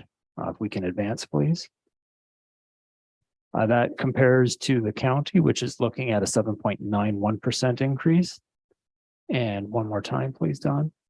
And some good news here, education is holding the line at 0. And if you can advance the slides again, that works out to a blended rate of, we're estimating right now, of 6.51%, based on our 7.1 and the county being at 7.91. Moving on to the next slide, please. To put that into perspective, we're comparing this to the rate of inflation. CPI last year averaged 6.8%. And on residential building costs, that was an 18.7% increase through the third quarter. Fourth quarter rate is not yet available. And on non-residential, not quite as bad a inflationary increase as you're seeing on the residential side, but that still is a 2.5% increase through the third quarter of last year. So when you look at those numbers, that compares quite favorably to the 6.51% blended rate that our ratepayers would see if we pass the proposed tax rate here and the county passed their proposed rate increase. If you can advance, please, and one more time. The next few slides are numbers that we get from the BMA management group, a study that they conduct and share with us. And here on this slide, you can see for a detached bungalow what our cost for property taxes are versus our peers. The first box is within Grey Bruce. And you can see that we are still considered at the relatively low end with taxes on a detached bungalow of just over $2,900. When you compare that to other municipalities across the province that are in the 15,000 to 30,000 range, we are at the low end with that $2,933 tax cost. Moving on to the next slide. Rather than a bungalow, this is a 2-story comparison. And for a 2-story home, the tax in Saugeen Shores would be $49.68. And that puts us at the middle of the range compared to other municipalities across Grey Bruce, as well When you're looking at other municipalities across Ontario in the 15,000 to 30,000 range, that still puts us at the mid-range, higher than you saw with bungalows. So it's relative to what the price of two-story homes are here compared to other municipalities and what they are relative to bungalows. The next slide blends those two together, and you can see here that BMA still puts us in the low to mid-range overall across all these different municipalities. The last slide from BMA looks at multi-res. And again, the rate for multi-res would be 767, putting us at the low range. Whether we're looking at our sister municipalities here in Grey Bruce, or whether we're looking at comparable municipalities across the province of a comparable size. Moving on, at this point, we'd like to pass it back to council so that we can get some feedback on where council would like us to go with the budget and what changes they would like us to make. But to begin with, just a few options for council to consider. As I mentioned earlier, there's a $355,000 that was used to subsidize taxes last year. Is still baked into the budget for 2023. At some point in time, that can't continue to come out of our reserves, out of our savings. It'll need to be addressed. And one option would be to address it this year. If that was done, it would increase the levy by 1.8%, which would add $183 onto the previously stated number on the average home, that $146 increase. And so that would be adding about $37 incremental on a monthly basis. Or I'm sorry, it's going up to 183. It's 130. It's that $37 increase over what we had mentioned earlier. The other area that we'd like some direction on is if there is to be any reduction in service levels that would then allow us to go back, fine tune the budget, and then reduce taxation. And there's two ways that council could give us direction. Council could give us a target that they wish to achieve, and we could come back with alternatives on how to achieve that target. It could also be, I suppose, an increase as well as a decrease. It could go either direction. And the same, and likewise, it could be in order to hit a certain tax target, council could direct us to either increase service levels or decrease service levels to achieve that target. So it'd be a little more of a direction from council as to specifically what we should do. And we come back and say, here's the tax implication with that. And the first alternative, it's here's a target, and we could come back with some alternatives on what we could tweak in terms of service levels. As it relates to one-time projects, if council members wish to delay or eliminate one-time projects, that ultimately doesn't impact in the long run the taxation rates, but it does have a implication on reserves, either increasing reserves or decreasing reserves, depending on which council wishes to do. So as council looks at different line items in the budget, keep in mind whether that's an ongoing cost that we're talking about, or which would have an implication on tax rate, or if it is a one-time project, in which case it's more of a reserve discussion that we're talking about. Thank you, Mr. Mayor. Okay, thank you. So thank you all. Thanks to all staff for your presentations and for that summary as well. Jim, why don't we take a break until 11 a.m. and give council a chance to collect its thoughts, and then we'll get together and have our final discussion and give some direction to staff.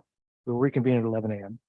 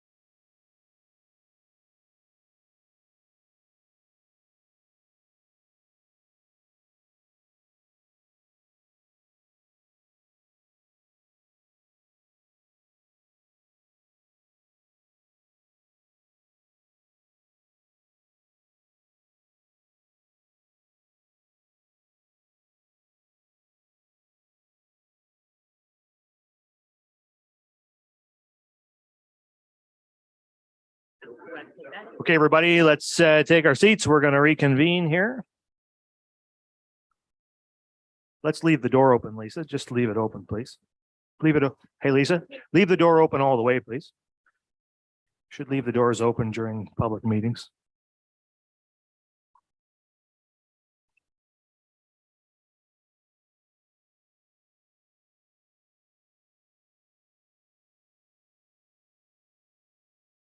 Everybody. Looks like we have everybody. I think I don't see Councillor Stack. Councillor Stack still there? Wait one sec. Hopefully she'll come back.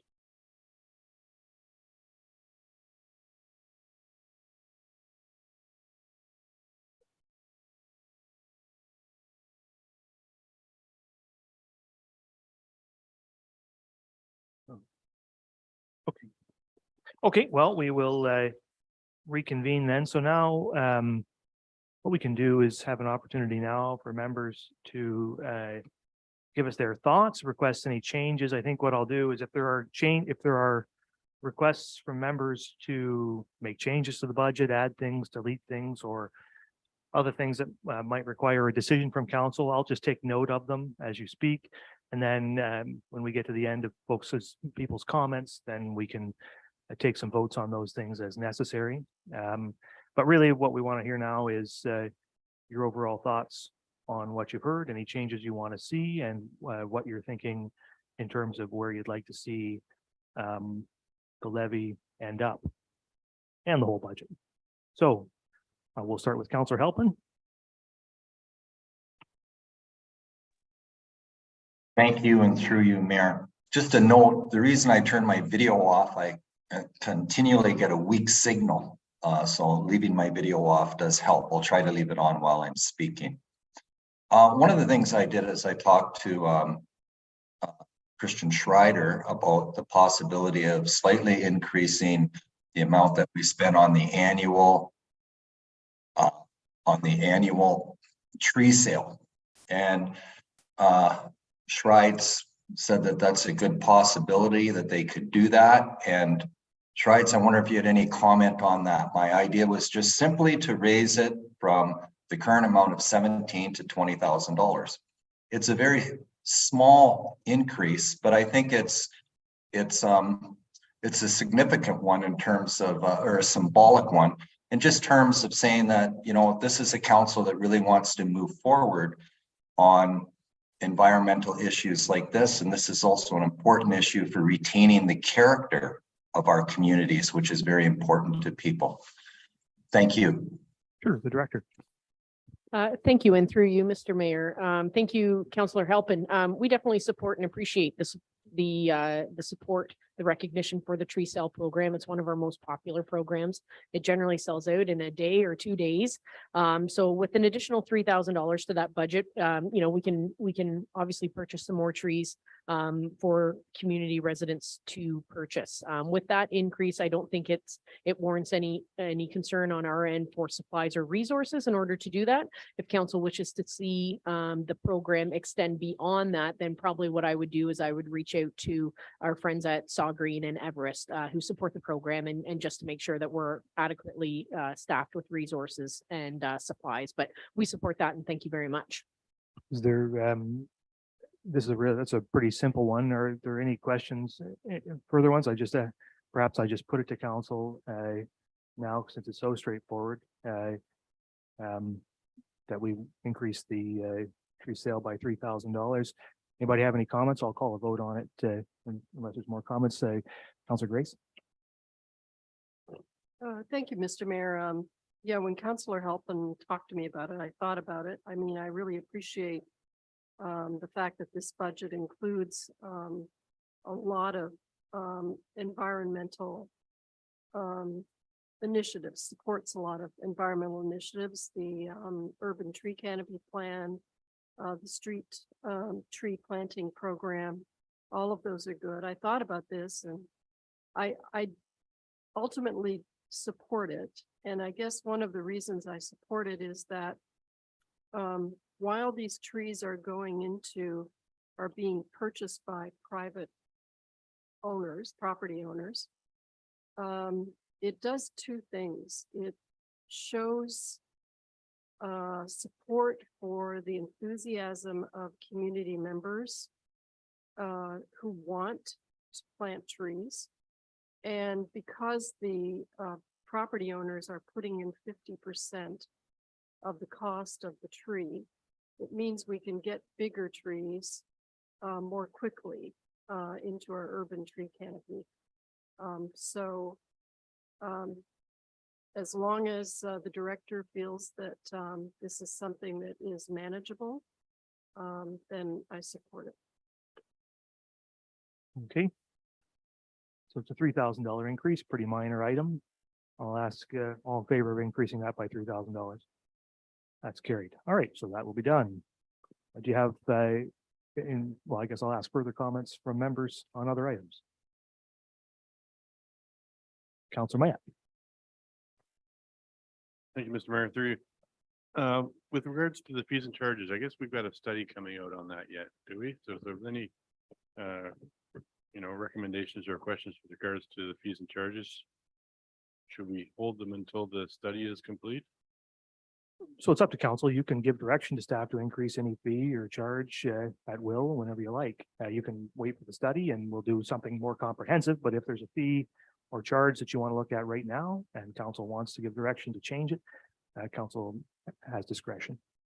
All right, the one that I'm thinking of, and it's a recurring theme, some of you will have recognized it, was with regards to the bag tags.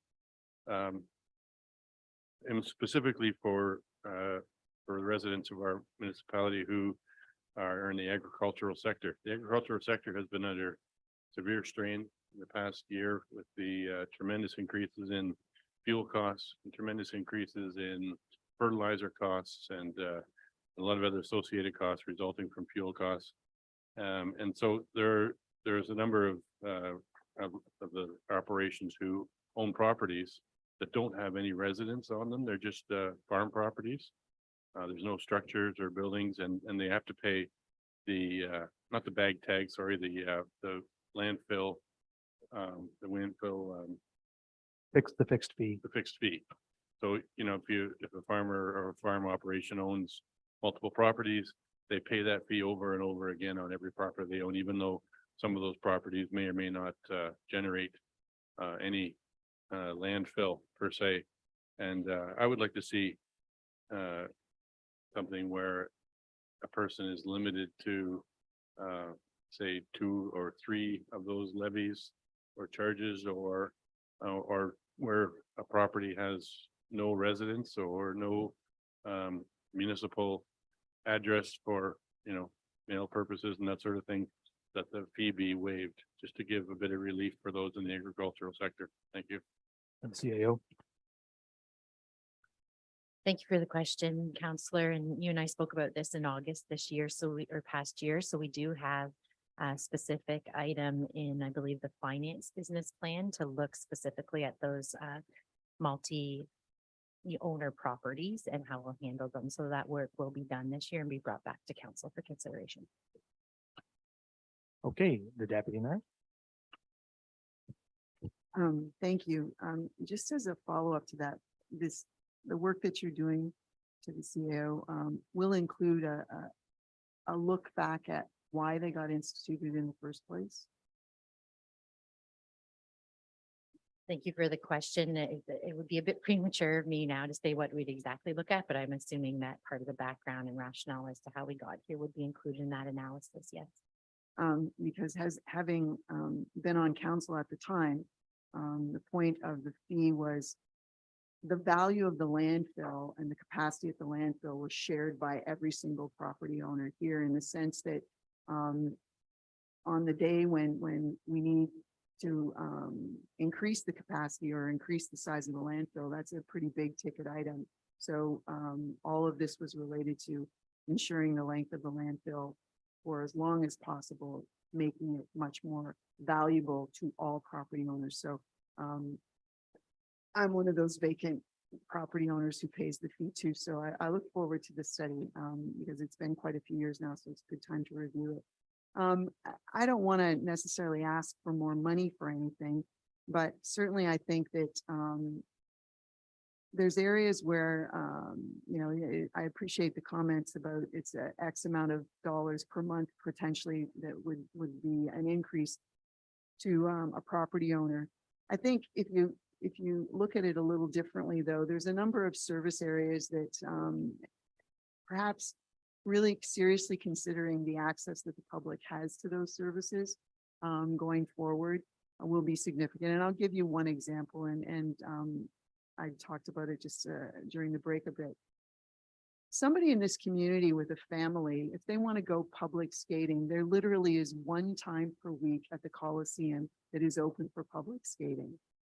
At the Plex, there's one time for family skating or when kids and parents could go. I realize that there's a couple of days during the week when adults could go or when there's moms and tots or dads and tots skating. But you know, certainly we're looking at a pretty significant increase in recreational spending over the next 20 years. If it's going to eat up the legacy fund for that long. And I think we need to make sure that we're providing some access to the facilities that recreation funding goes to support. And certainly, you know, I don't know how you fit in another public skating time, but maybe, you know, we need to go out and start asking families, you know, how they're using facilities and services and seeing if there's ways that we can increase their potential to access them either at low cost or no cost, because you know, certainly we're looking at a pretty significant investment in recreation coming from tax dollars over the next 20 years. Thank you. It's a good comment. And I might just follow up or add on that comment that it has been sort of mentioned offhand during our discussions last time by the director about a review of the recreation master plan, which isn't in this budget or business plan, but I may be, and I know that the deputy mayor's comments, that was just an example and they extend beyond potentially recreation, but could the director just tell us, when are we going to update the recreation master plan? I hear a lot of questions from the community about, you know, adding more ice or adding services around different sports, and folks are keen to have a conversation about that. So when are we going to have that conversation? Thank you for the question, and through you, Mr. Mayor. It will not occur in 2023, but we see it happening in 2024 or 2025. Okay, I would hope that it would appear in your plans for next year's budget, because I just get lots of questions, and it's been 2016 was the last time. So by the time next year comes around, it will have been 8 years, and given our growth, it's probably time to revisit it, would be my view. Okay, are there further comments? I might just add to, sorry, it just occurred to me on the question that Councilor Mayette and the deputy mayor spoke to, then the landfill fixed fee and bag tags and how we finance landfill and recycling and garbage collection, which is sort of one big budget item separated into three. There's a lot of changes going to happen in that sector in the next 2 or 3 years. And I would sort of be reticent to see staff do an awful lot of work to revisit how we are financing that or who pays for what at this moment. I'm not suggesting that I agree that it should be looked at, but whether it should be looked at this year, I don't know, because we're really a year out from fully understanding who will be paying for these services in general, right, with producer pay and whatnot. So it may be better just to wait 1 year and get a better sense in 2024 of perhaps where that's going. Hopefully we'll have a better sense by then. We should. And then do those calculations and do those assessments, because I think the whole thing's going to shift here. And so those are just my thoughts. Are there further comments beyond those issues? The Vice Deputy Mayor. Yeah, thank you, Mr. Mayor. I had a few comments written down, questions, and a few questions later on too, once we get to that, take a look at our tax levy increase rate. But I had written down about a third ice pad, and I think that the need to update our recreation master plan is really important to the director of community services. I hear constantly about a shortage of ice, not just for public skating, but 35 to 40 hours of ice time that we're short at a minimum. Playing hockey, figure skating, we have to travel outside of town to use our external facilities. Now that's okay, I suppose, to have to travel out of town, but what I'm hearing from our residents is that they want to play here. And So I think we need to look at that feasibility around the third ice pad once and for all, and the seasonal ice, I hope will be addressed in 2023 for all year-round ice. I also, 2 years ago, and again last year, and I'll say it again, I think, I'd like to see staff move forward with at least investigating the volunteer recognition award, a yearly volunteer recognition award program. We have wonderful volunteers in this community, and it doesn't have to be expensive. But I think that, Mr. Mayor, I hope staff will again hear the request that, and you've mentioned it actually from your chair 2 years ago, that there's a need for a volunteer recognition program. So I hope we can pass it on to staff to consider. It is a small item, but I really do think we should add $1,500 to the heritage budget for the third plaque that we're doing in 2023. And I have some comments later about the tax levy increase, but I'll reserve for now. Thank you. Can we just get a, and follow up to the Vice Secretary's question, can we get a number on exactly what that heritage plaque number, how much is in the budget right now? Is it $4,200 or what?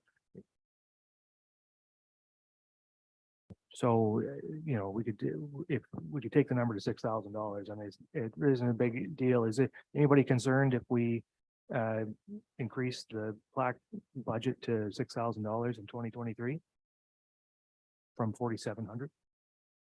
That sounds like it would cover these expenses.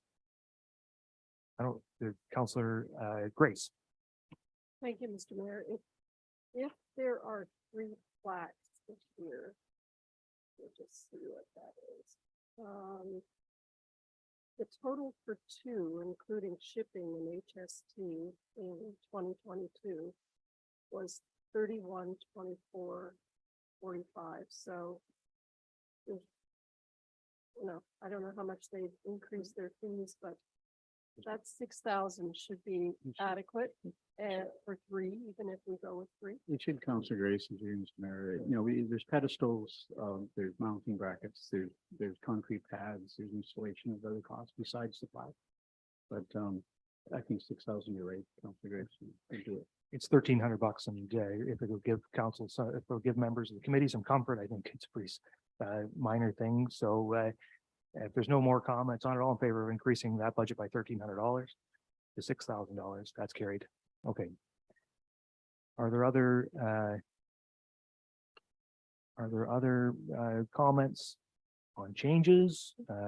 Councilor Mayette. Thank you, Mr. Mayor, through you. With just looking at the average home calculation, and we use a figure of $315,000. I'd like to know where this $315,000 house is in Saugeen Shores, because I don't think you can buy a house except maybe the one that just burnt down in Southampton.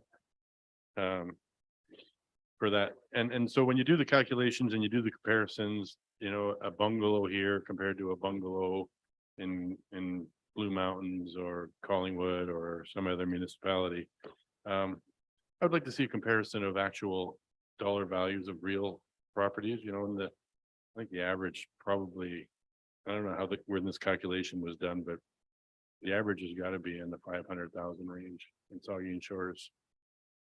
Director of Corporate Services will address it. That is the MPAC current value assessment. Current value assessment is perhaps a misnomer now. The concept at the time was that MPAC is to keep values so that they are what the true market is showing.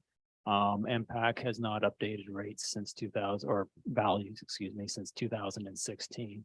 So that is not a market value, it's an MPAC assessed value. And there's a big gap between the two right now.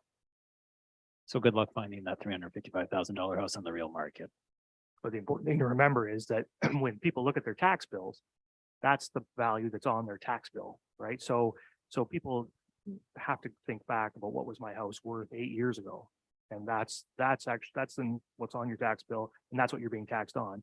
And in terms of getting a better sense of what it is now, we're going to get that this year. We're going to have a reassessment in 2023. And so we're going to see in 2024 an updated number. And so we'll see those probably get a better reflection of the current value in a few months. Did you have a comment to that? You just maybe add for the public clarification. So if values will go up when impact does this reassessment, that does not mean that people's property taxes will be going up. What would happen is we would then be recalculating what the tax rate is, because it's the assessed value times the tax rate is the taxes that are going to be paid. So your actual assessment value is only one aspect that goes into the tax, and we would then do the necessary calculation to ensure that taxes remain unchanged due to the reassessment.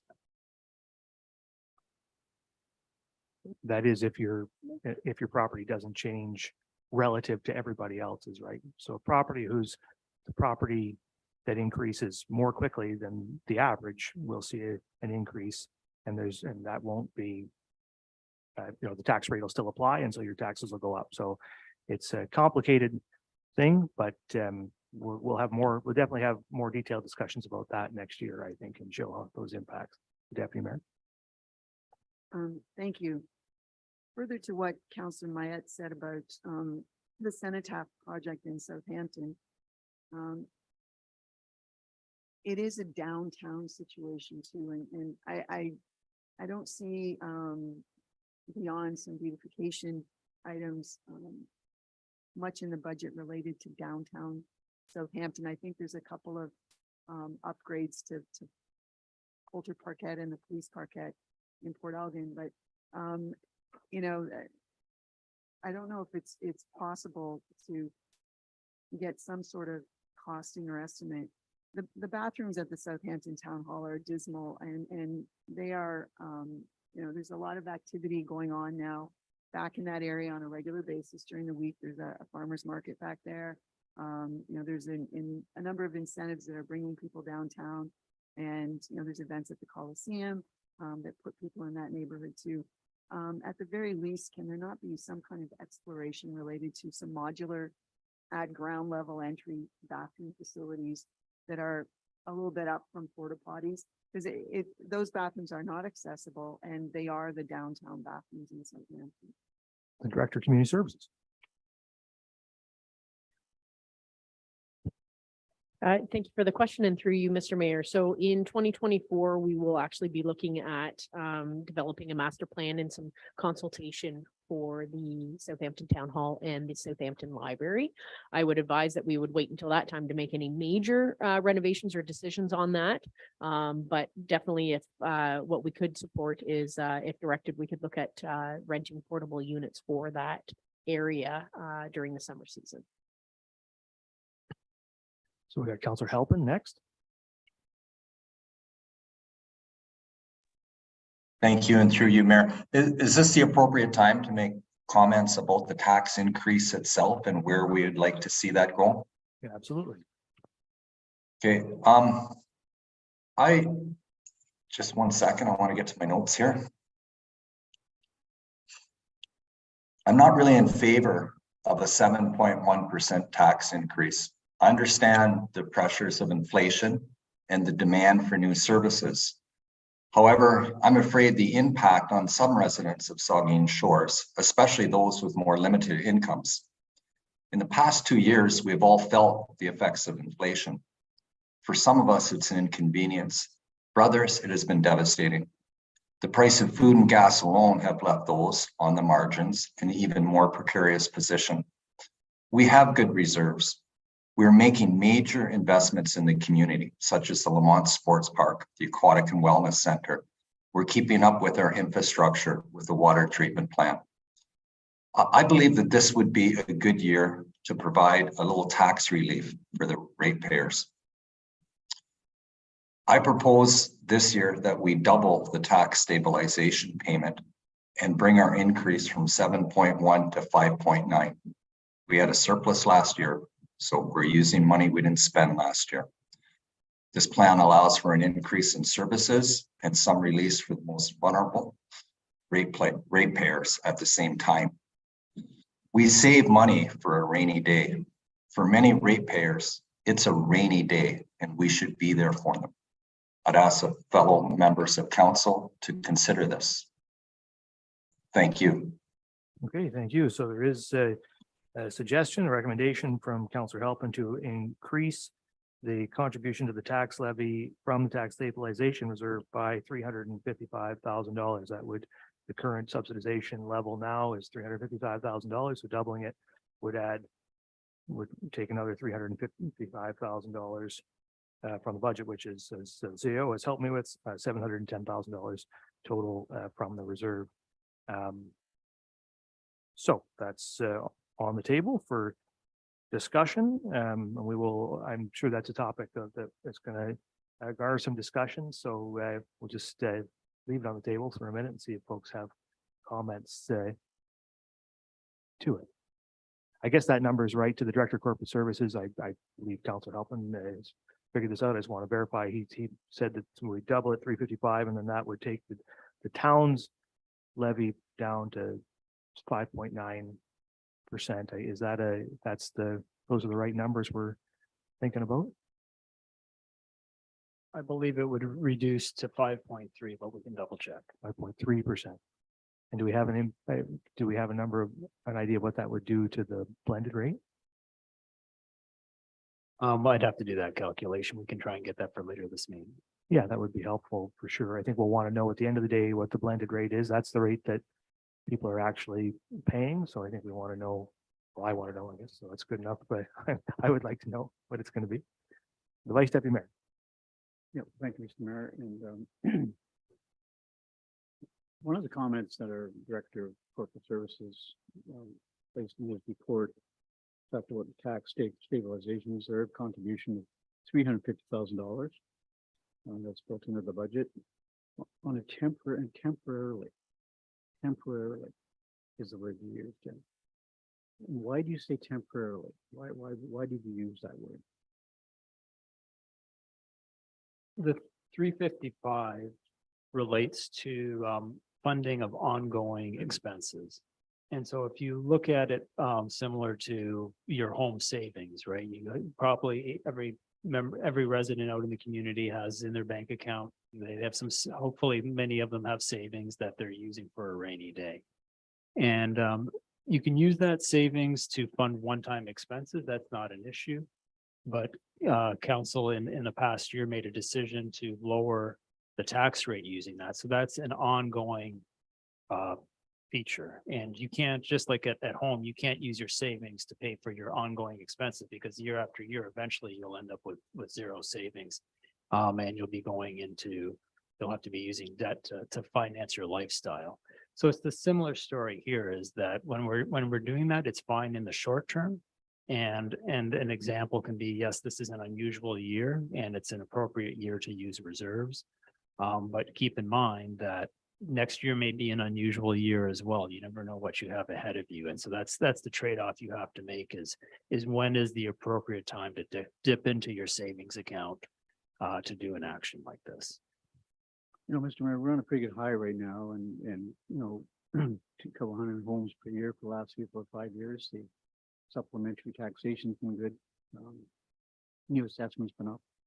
So we've been on a bit of a high, and, but you know, I just come back to you know, I think we passed on 0% tax increase a year or two ago during COVID, I believe.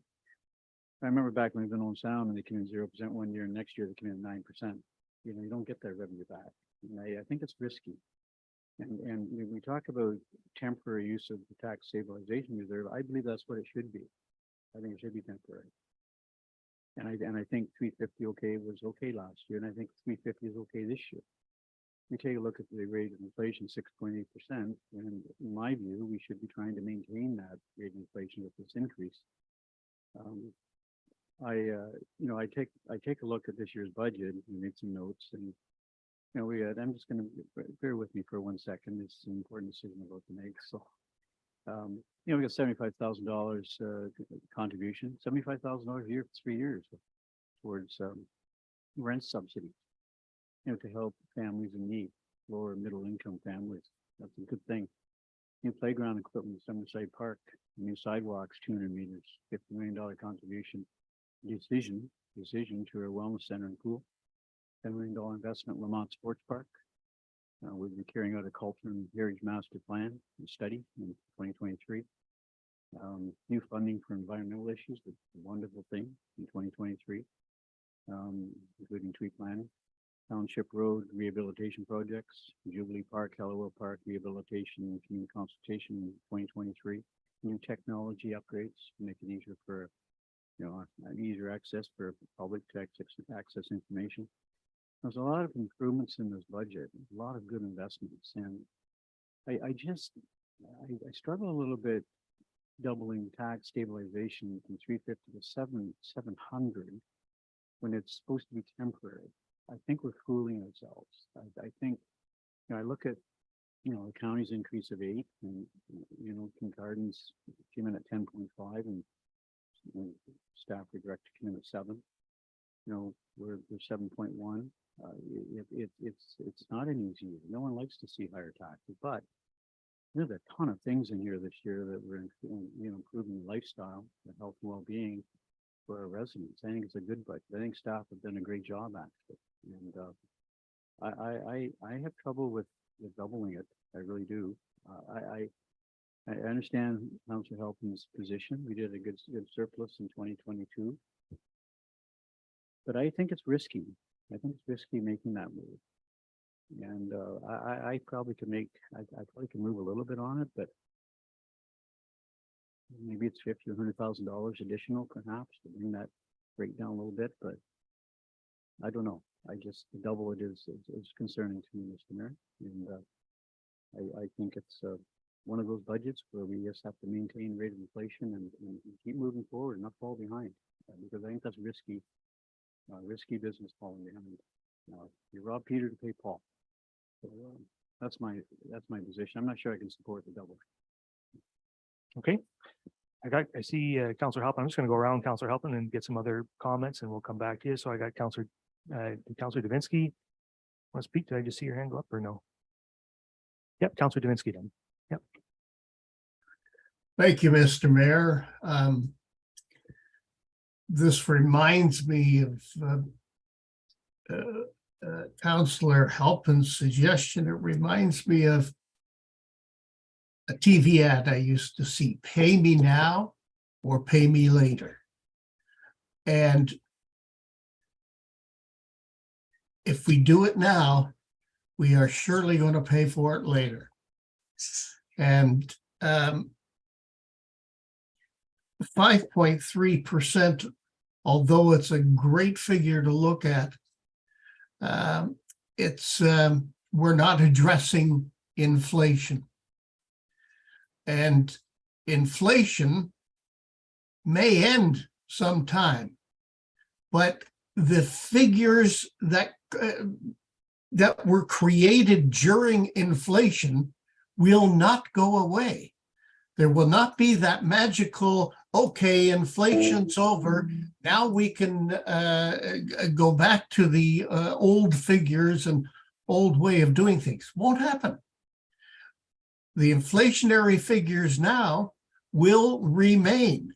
Now, it may slow down after a while, but we've got to be ready for it. And if it isn't this year, then as Vice Deputy Mayor Might said, maybe it's we're following in Owen Sound's footsteps and it's going to be 9%, 10% next year or the year after.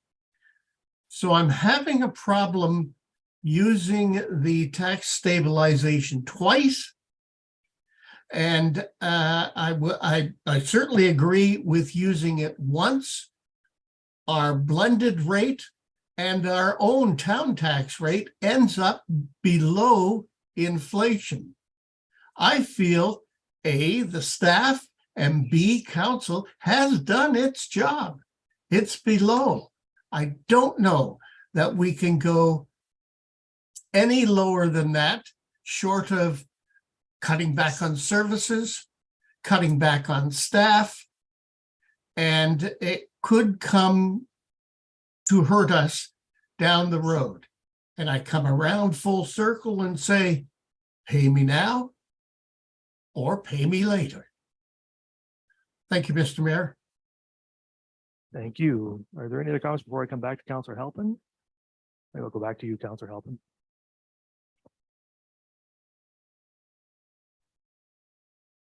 Thank you, and through you, Mayor. I understand pay me now or pay me later. I get that. But it has been an exceptional year. It has been an exceptional year for people.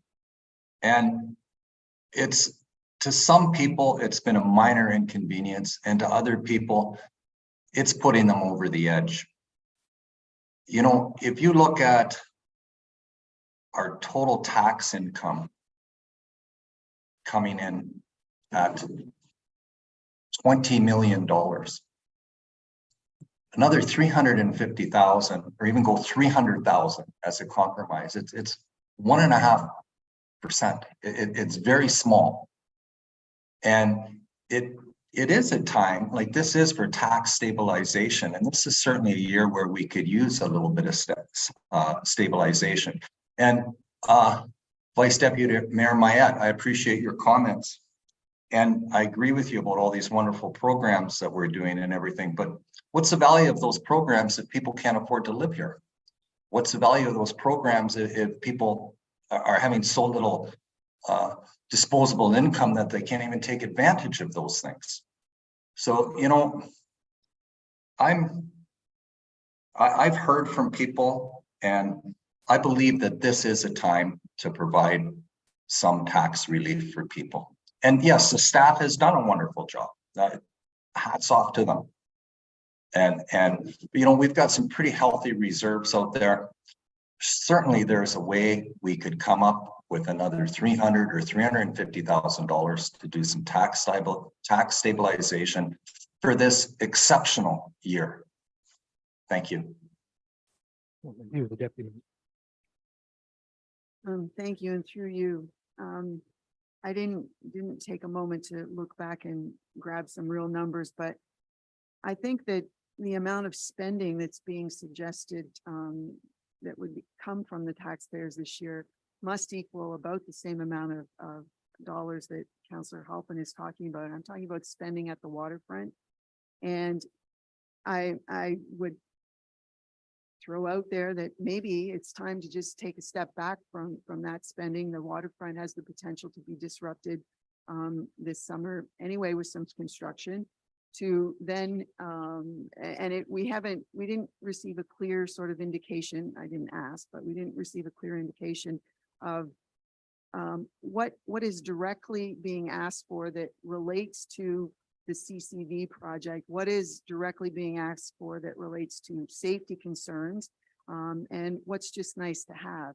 And maybe it's time that we just, again, took a step back and, you know, there's about $55,000.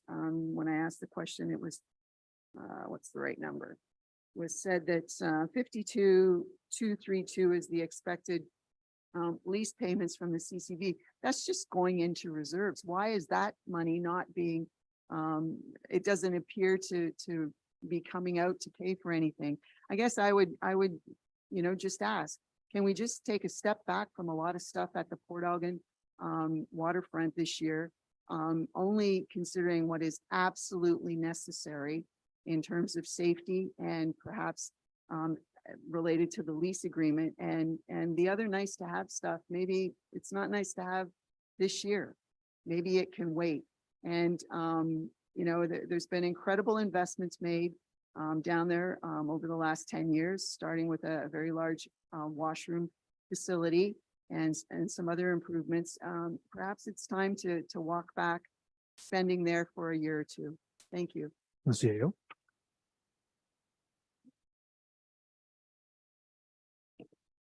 Thank you for the comments, and through you, Mr. Mayor. And I would just wanted to provide a bit of context, and I might look to the Director of Development Services too to help me on two pieces, which would be the funding that's in the budget related to the design study for the waterfront, and then potentially what we had available related to the sewer project on Harbor Street as well.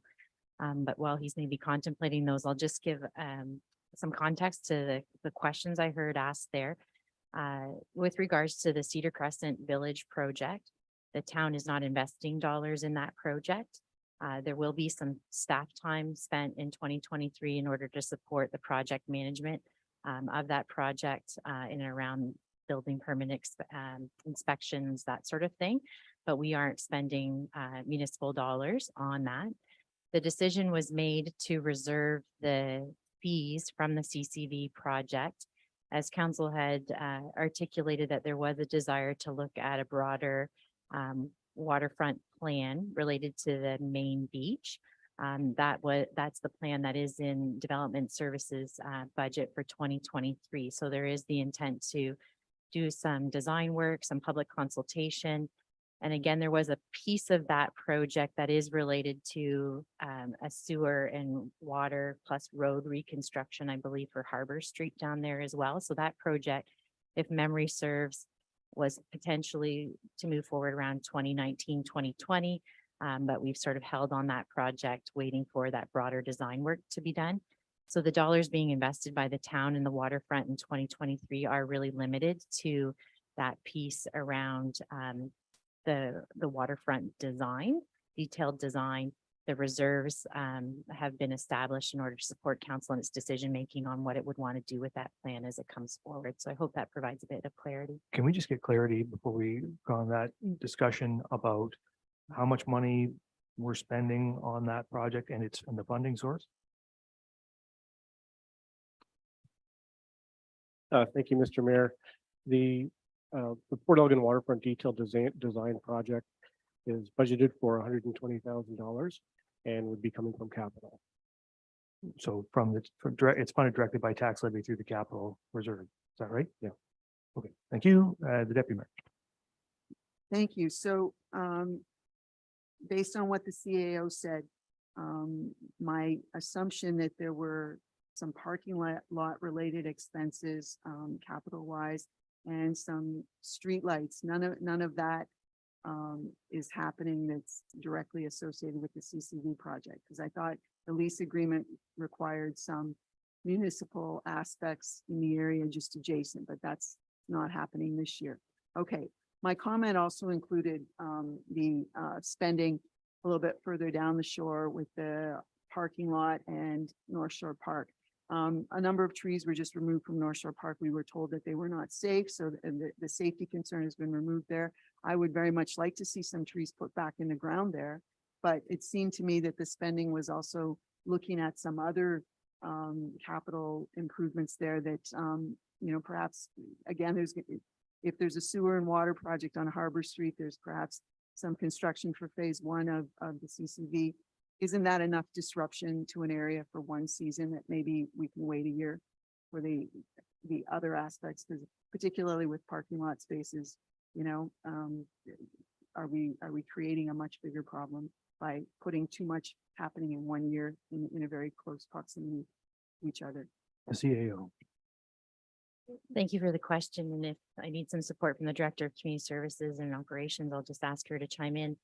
But I will just draw council's attention to the piece. I believe it was in May of last year where we had a proposal to bring back the train to North Shore Park. And council did endorse moving forward with that proposal for the investigation. So there is funds in the budget for this year for us to hire, I believe, a landscape architect to do some design work related to the North Shore Park. But you are correct, part of the considerations for that is to address some of the parking lot and entrance concerns related to in and around the fish cleaning station and the boat launch at the north part of the harbor. I can turn it over to the director if she'd like to add anything further to that, but I just wanted to remind council that we had been given direction to move that forward.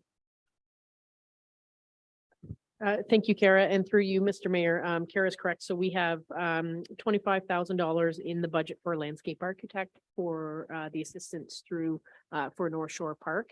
And then we also have a request $550,000 for the harbor, the north parking lot entrance to the harbor. Just one last piece I would add to that. I did actually speak to the director this week about timing, and again, correct me if I'm wrong, but that work would not start until fall 2023 in order to miss the busy season at the harbor. Dory, can I just get clarity on those numbers again? So we had $120,000 for the study for the main beach reimagining, and we had $55,000 for the parking, for the reorientation of the entrance to the harbor. What, give me the numbers again? Yeah, through you, Mr. Mayor, sorry, $550,000 for the construction for the relocation of the entrance on the north side of the harbor, 25,000 for the landscape architect. Okay, yeah, thank you. So I got Councillor Mayette, and then I'll come to Councillor Halpin. Thank you, Mr. Mayor, and through you. This is certainly a unique year, has been pointed out by Councillor Halpin and then reiterated by Vice Deputy Mayor and others. And we are taking on a number of capital improvements. Some would say that timing isn't the perfect time for it, but forge ahead, we've decided to do. With regards to the tax stabilization reserve has been proposed by Councillor Halpin that we double the contribution from 355,000 to 710,000. I wonder if we could ask the Director of Finance to come back and give us a gradient scale as to what 110, 220, or 330 additional contribution from the tax stabilization reserve and the impacts it would have on the blended and town tax rate, and also the impact on that reserve and what the balances would be left over. Maybe after lunch, have a look at that. Yeah, I think they're going to look at the impact on the blended rate of what Councillor Halpin has suggested. And Councillor, and 5.3% we know is the impact on our own levy. And so we could look at some other examples in there as well, probably without too much trouble. I'll turn over to the Director. Just to get back to council on the first question, which was if we reduce our tax increase to 5.3, then the blended rate would be 5.57.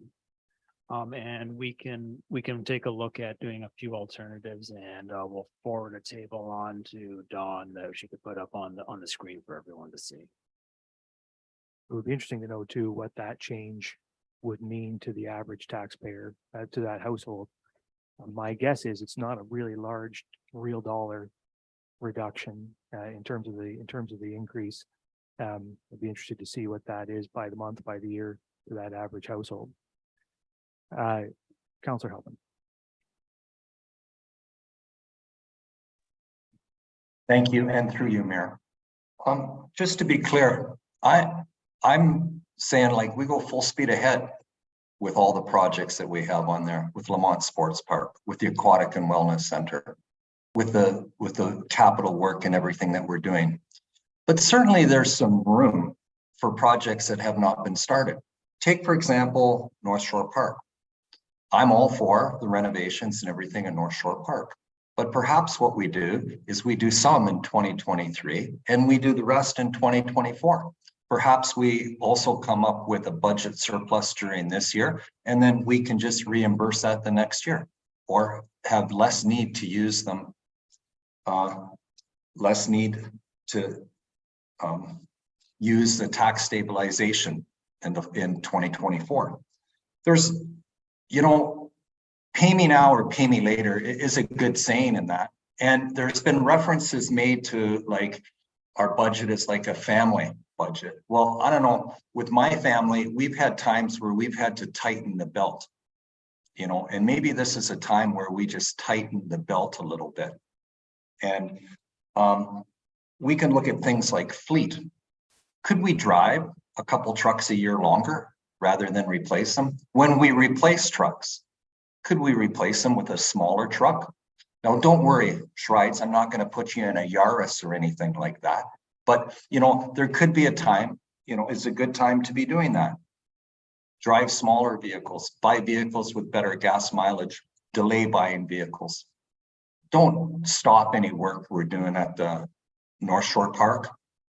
Just maybe delay it. I want to point out, I never said a word about any work about CCV. Just keep going with what you're doing. But there is room, I believe, to tighten the belt. Thank you. Thank you. Maybe I'll make a couple of comments at this point.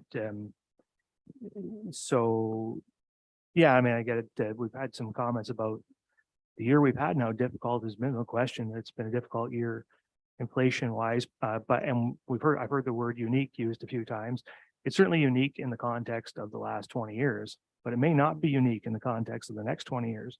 I mean, it was before I was born. Some of you guys will remember, but there was a time when inflation ran pretty rampant for several years, not that long ago. And that's entirely possible now, and it could happen again. And if you, and as Councilor Dominski rightly pointed out, inflation doesn't go backwards, right? It gets built into the figure. So, you know, if you're going to bring down the levy well below inflation, and 5.3% is well below the inflation rate, and it's less than half of the construction price inflation rate.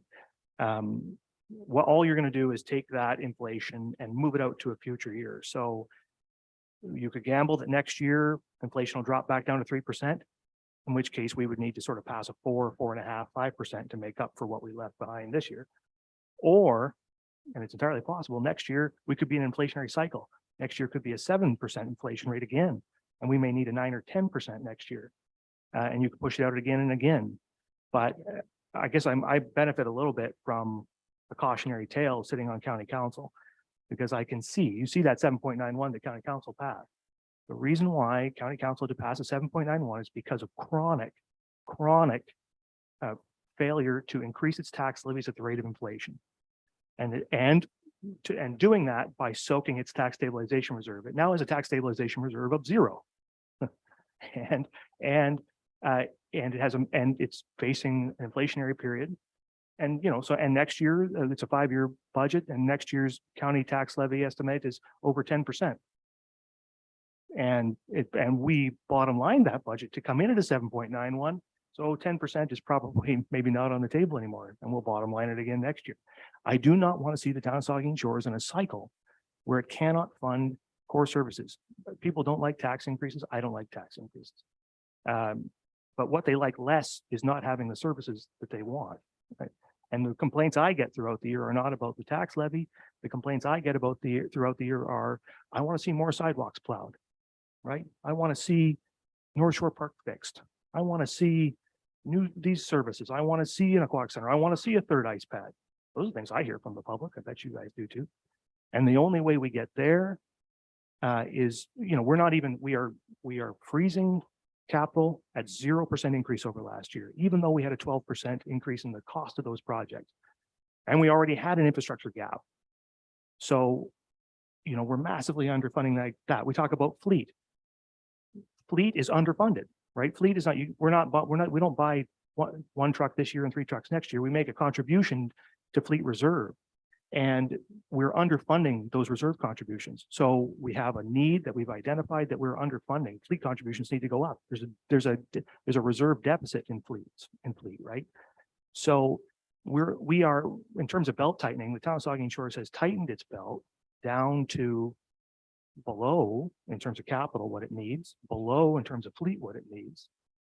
And so all we're asking to do this year is go up by a rate that is slightly below the rate of inflation. In fact, not even keeping up. We will still have to do more in a coming year to make up for how much our costs have inflated already. And the reason I'm sort of passionate about it, I guess, is because I see the county, I sit there and I see where they're at, and I dread the town finding itself in that situation in the future where it is so constrained that it has no choice but to increase taxes 8% a year, because it's taken these reserves down so far and beat up on them so much. And I fear that in addition to that, this may not be a unique year. It may be the beginning of a trend. Knock on wood, inflation drops back down this year, but that historically inflation goes on a little while. So I think that I get the impetus to reduce it a little bit, and certainly if you wanted to, the town's certainly currently at 7.1. If you wanted to bring the town's levy down to that rate of inflation that Jim's identified, using some additional tax stabilization this year, I might be able to get behind that. But I really don't want to see us drive that levy all the way down to 5.3%, which is more than a full percentage point below the consumer price index rate of inflation and less than half the construction rate of inflation, because we'll be setting our taxpayers up and our residents up to have less service in the future, and for us not to be able to sustain the things they really want. So anyway, those are my views. I could see us adding a little bit from tax stabilization just to come up, bring that town levy to the inflation rate. But that's about all I would support. And the other question I had, that $120,000 for that beach study. Is there any restriction? I guess just a council has imposed on itself the restriction not to use that waterfront improvement reserve, right? Like we could use the waterfront improvement reserve to fund that work, couldn't we? We have 200 and some odd thousand bucks in that reserve, rather than take it from the tax rate. Is there any reason we couldn't do that? If council directs us to make that move, there's no reason why we can't. So that's what it's for. It's waterfront improvement, it's a waterfront improvement project. We could take $120,000 out of there, lower the levy by $120,000. That might get us close to where we want to be without going into the tax stabilization reserve any further. Just a thought, the deputy. Thank you, Mr. Councilor Mayor. Davinsky after, sorry, Councilor Davinsky, I saw you.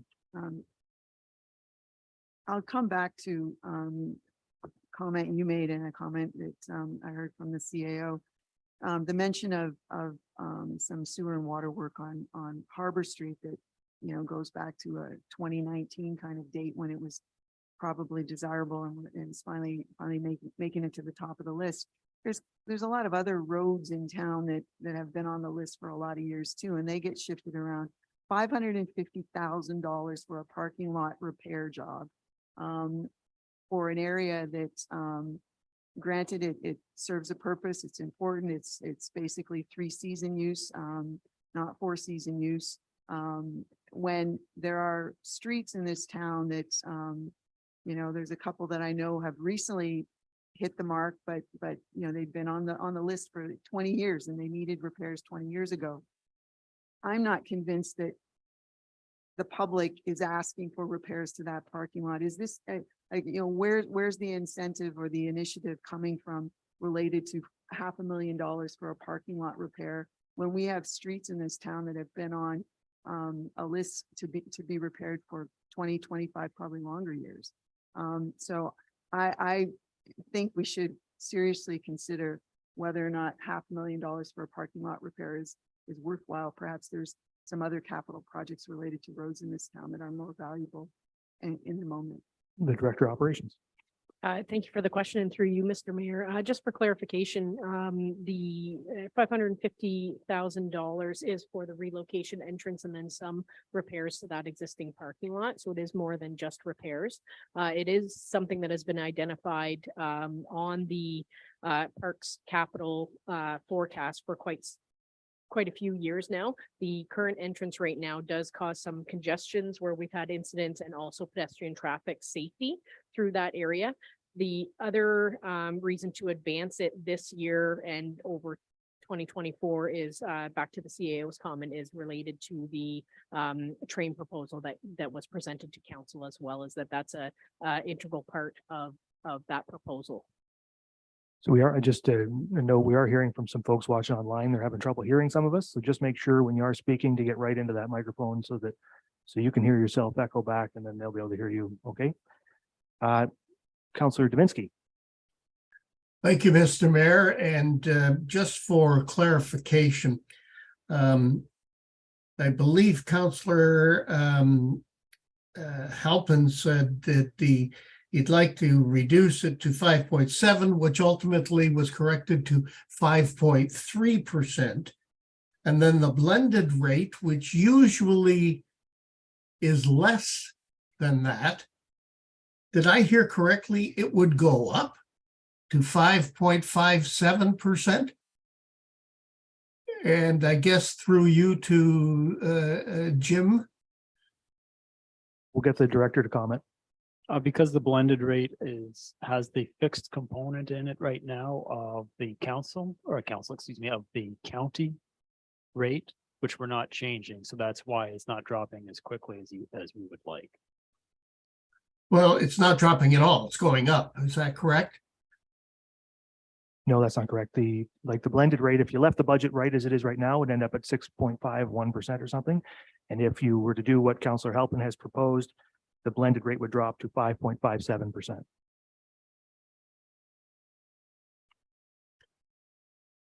But Jim said that it also said it would be, the town tax would be 5.3%.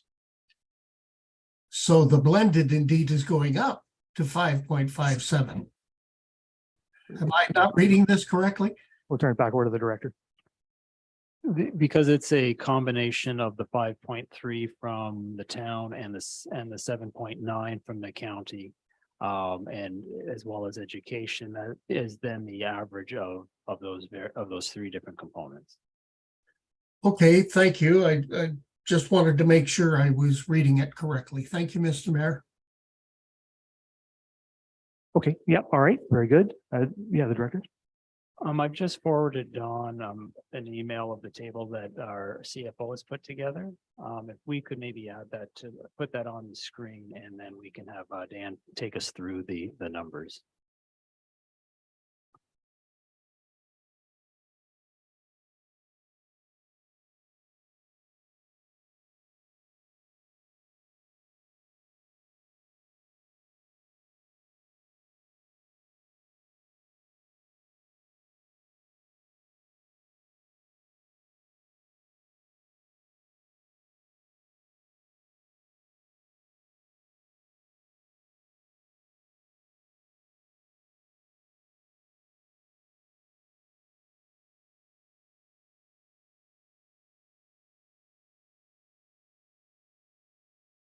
No worries.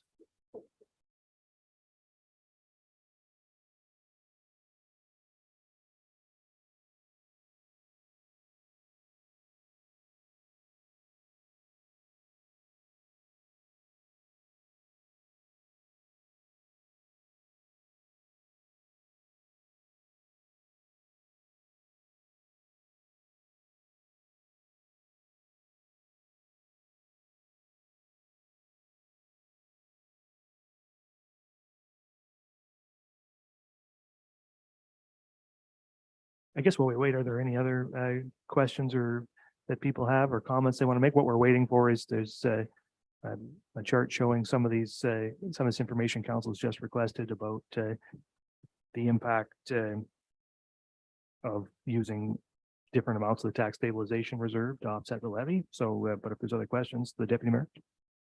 I don't want to lose the Vice Deputy Mayor's comment about volunteer recognition. I'd like to think that somewhere in the budget, there's some dollars associated with this. Can we be assured that they're there? Otherwise, I think it's a good idea to make sure there are some dollars there. CAO. I thank you for the question through you, Mr. Mayor. I've noted it in the my notes here to add it into the business plan, but right now there would not be any dollars associated with it. So if council wanted to allocate funding to that, then that's something I'd look for you to do today. The deputy mayor. Vice deputy mayor. Well, I just suggest, I think it's been talked about for a few years now, and volunteer recognition evening, we recognize 1 or 2 individuals per year for outstanding achievement. I think it's a good thing. I think we should do it. Lots of municipalities do it. And, you know, $5,000 you can do a lot with. I'll throw that number out there. That's just kind of grabbing the number. But, and while I'm on that topic, I kind of pass on one of the comments to the director of community service operations with the new wellness center. It's just food for thought, right? And you know, I think the Hall of Fame committee have done a good job over the years. You know, in Port Alvin Hall of Fame. I think that we really need to take a look at Saugeen Township, Southampton, and have the Saugeen Shores Hall of Fame with their new facility. There's lots of wall space rides, and this is kind of off topic a little bit today, but just make note of that we should really, I at least think we should be taking a look at a new Saugeen Shores Hall of Fame. There's lots of Hall of Fames around the province that do a great job that recognize their outstanding achievements for the awards winners and cultural winners too. So I just think that's something that the staff could take into consideration, Mr. Mayor, for the Hall of Fame wall for a new facility. Thank you. Yeah, sure. Councilor Grace. Thank you, Mr. Mayor, and follow up to the question about the volunteer recognition. So we used to have, pre-COVID, we had evenings with dinners for volunteers, and very often they're partners as well. This past year, we had an event where we recognized members of committee. Where we recognized members of committees who were volunteers, and so how would what we're proposing be different from that? I don't know, we have what we have, I don't know what we have for funding right now with regard to what we used to do, the ongoing project. I don't know if it's still in the budget or not, but yeah, the CAO. Thank you for the question, and I'm not trying to put words in council's mouth, but what I'm going to offer is what I'm hearing is that right now we have money in the budget that allows us to recognize the volunteers that participate in our committee. So you're correct, in October last year, we had a nice evening out with our volunteers and their spouses. What I'm hearing suggested is something along a volunteer recognition program that could be in the community is what I usually see in others. That's not necessarily you have to be on a town council committee. So again, not trying to put words in your mouth, but I would assume there's some kind of nomination process and that there's a recognition of an outstanding volunteer or volunteers with an S on the end in our community, and it would be beyond just the municipal function. I suggest that what we should do is for today is give some direction to staff to go away and have a look at what that might look like, what a cost would be, come back. And my guess is just a matter of a few $1,000s. We could fund it from reserve if we had to in the end, but they come back at our next budget meeting and just, we could plug that in at the end. It won't affect things very much anyway. Is that okay? So that's clear. All right. So I think we have this chart up here now. So I guess is the treasurer taking us through this, or the director? Treasurer?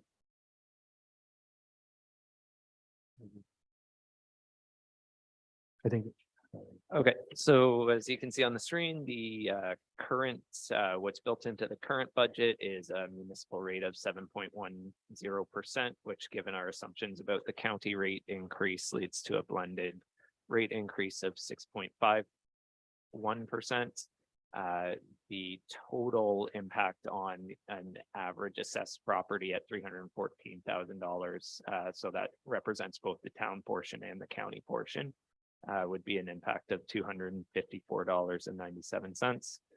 And if the current tax stabilization subsidy were doubled, that would bring the municipal rate to 5.3%, the blended rate to 5.57%, and the total impact on the average residential assessment to $218.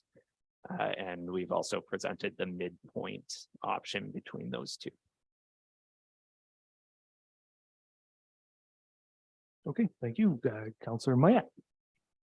Thank you, Mr. Mayor, through you. Could you possibly give the balance in the tax stabilization reserve for each of those options? Too?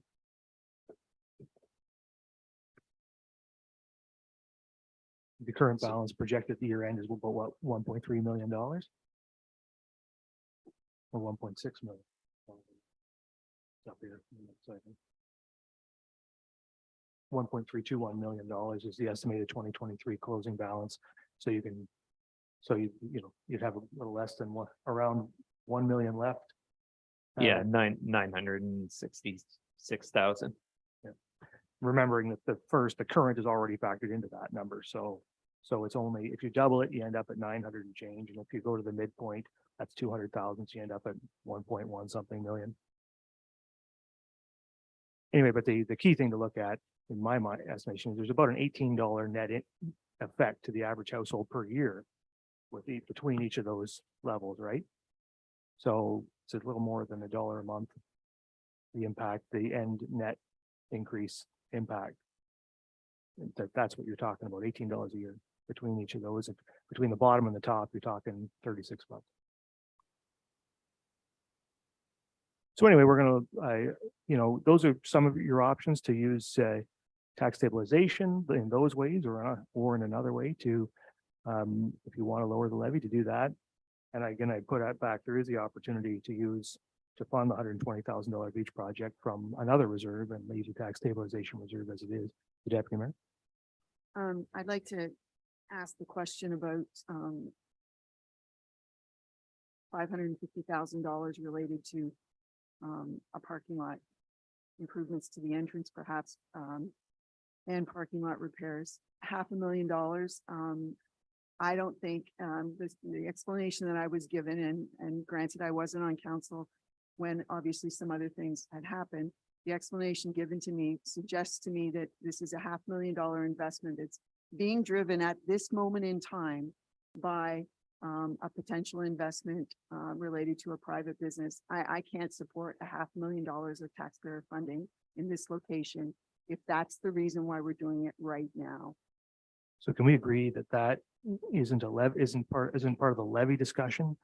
I mean, we can have the discussion about whether or not we want to proceed with that project, but I'd like to settle the levy question. And then we can readjust capital projects, since we're I don't want us to flash between too many different subjects here. So we have this levy question in front of us. I'd really like council to settle on where it wants to end up on that net levy and what it wants to do with the tax stabilization reserve. You have the proposal from Council Helping. We can put that one on the floor and we can vote on it if you want, and decide whether we want to do that. Council Helping has put it on the floor. So we could do that and go from there. Well, why don't we do that? I mean, that's easy enough. So we have Councillor Halpin has proposed that we double the contribution from the tax stabilization reserve, in effect, taking an additional $355,000 out of that reserve, bringing the reserve to just below $1 million. You saw the impact of that on the screen. Is there any further discussion on that option? I am going to call a vote on it. Councilor Mayette. Thank you, Mr. Mayor. And just for clarity, are we voting on the proposal as presented by Councillor Halpin, which is to double the contribution from the tax stabilization reserve? Yep, it's been put on the floor by him, so we'll vote on that as an Right. option. Yep. And as you pointed out, the impact to the average household is about $1.50 a month, or $3 a month, I guess, when you look at the total impact as was presented by the chart we had on top here. I think that's about accurate between the lowest, between the current, what we have, and what is Councillor Halpin has proposed. Yes. Right. Okay. All right, that's all. Thank you. Thank you.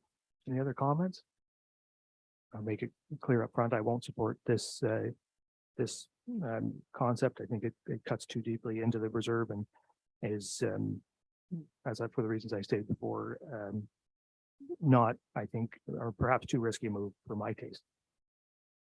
Okay, so you've heard it, and I'll ask all in favor of this proposal. And opposed? Okay, so we won't do that. So there are the other options. Does anybody want to consider any of the other options? Councillor Grace. Thank you, Mr. Mayor. I'd like to consider the 120,000 taken from the waterfront reserve for the Port Elgin Beach design instead of the levy. Okay, so Councillor Grace has proposed that we fund $120,000 toward the beach or water, what is it, the Port Elgin Main Beach project. I should get the right name of the project, and can the director help me out with that?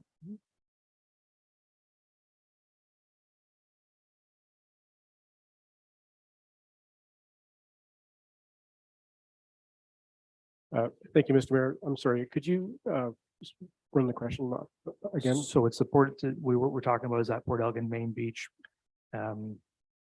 reimagining project. I just can't come up with the word. What's the word that I'm looking for? The design concept for the Port Elgin Main Beach? Waterfront design project. Yeah. Okay, so the waterfront design project, it's $120,000 project. I'm right about that? That's correct. Yeah. So we have $120,000 from taxation in the budget right now toward the waterfront redesign project. Just one point, maybe we should clarify. If I'm not mistaken, that's coming from capital. But my understanding was that was a flow through from taxation. Am I right about that? Yes, and I think what is being proposed is that instead of it's going to then flow through the waterfront reserve. That's right. instead. So just so I'm clear, if you were to redirect that, it would be a net reduction in taxation. Yes? Yes, because we're looking at it as if it's being funded through the lease payments as opposed to tax payments. I'm treating these sort of informally as sort of straw polls. This isn't a final vote on the budget, so we're looking to give direction here. So the councillor Grace has put it on the table, and that's good enough, I think.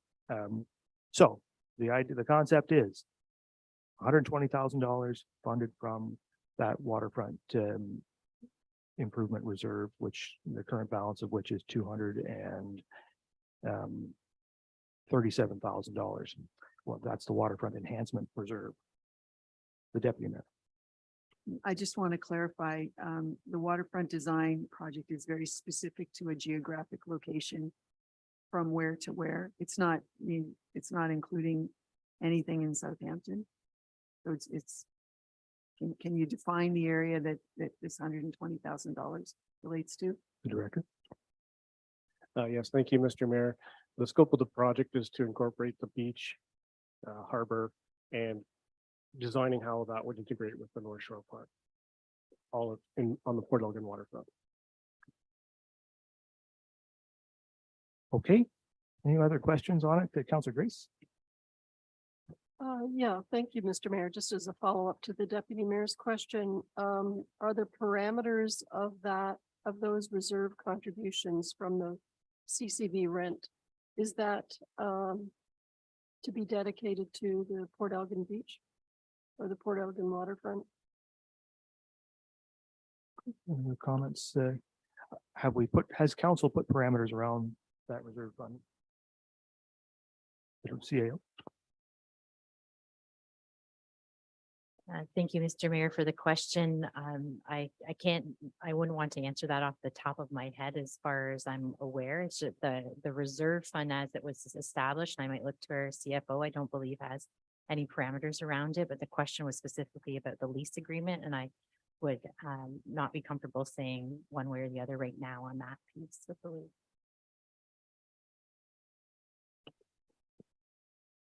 Okay, any further questions about that item? Everyone understand? So I'll ask all in favor of taking that direction. And opposed? Oh, that's opposed, if any opposed? No, so that's carried then. So we will fund that $120,000 from the waterfront enhancement reserve. So that will lower the levy by $120,000, which I don't know what the net effect of that is, but we'll find out. So is there anybody else want to take any other actions around if you were to, could you, John, any chance you could bring that chart back up that Dan had sent you?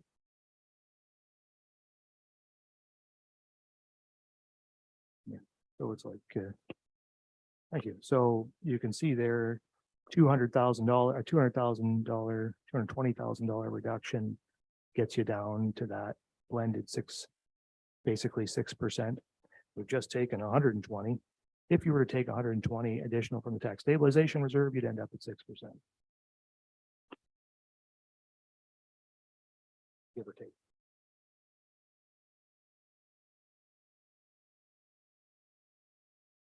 Yeah, so that's adding 200,000. The midpoint 532 is additional. Oh, sorry, it's less than that. So 100. Sorry, I was doing my math backwards there. It's $180,000, give or take. So if you took 60,000 additional from the tax stabilization reserve, that's where you'd end up. Just a thought. Yeah, the director. So, and I think if we did the 120, it would be approximately a 0.6 improvement, taking us down to 6.5 on the town rate, and then we'd have to just calculate the blended piece. So are we comfortable with that? Anybody want to go any further? Councillor Mayette? Do you require a motion then to dip into the tax stabilization reserve to bring us down to an even 6? That would be one thing you could do. I would move then that we take an extra $60,000 to $70,000 out of the tax stabilization reserve to bring us to a even 6%. I like your previous way you put it, just whatever the number is, and that's the target, and fund it from tax stabilization. Any comments on that? Councillor Halpin? Can we take this page down so I can, so we can see all the members? Thank you. No, I'm sorry. I don't have any questions. Oh, That's okay. all Oh, I was sorry. asking for. Thank you very much. That was the question. That was the hardest question of the day. All right, so we have Counselor Dubinsky. You've heard me say it before and I'll say it again. Pay me now or pay me later. And we're getting down to that point where it could be risky and it could come back to bite us as early as next year. Pay me now or pay me later. Thank you. I just love the way he delivers it, eh? And it's just those dulcet tones. It's hard not to agree with the guy. The deputy mayor. I just want to clarify the 6% that Councillor Mayette was talking about. That's the 6%. Is that the blended rate at the end of the equation, or is it 6% municipal part? I think it was pretty close. I think they ended up pretty close to the same at that point, didn't they? The chart's gone again, so now I can't remember off the top of my head, but it was the blended I was looking at was the number. It was blended was the number I was looking at when I said that. So But I suggested that the municipal portion be brought down to 6. okay, well, we need to. I don't know what the number is. I don't know. I need to see the chart, which is I know bad for Bud. Anyway, so I think we can. I guess let's put it up, please, and then we'll know. I can just clarify, a Sure. 6% municipal rate would lead to a 5.94% blended rate. Yeah, so they're basically the same. They're quite close. It would be a roughly 6.1% municipal rate would lead to a 6% blended.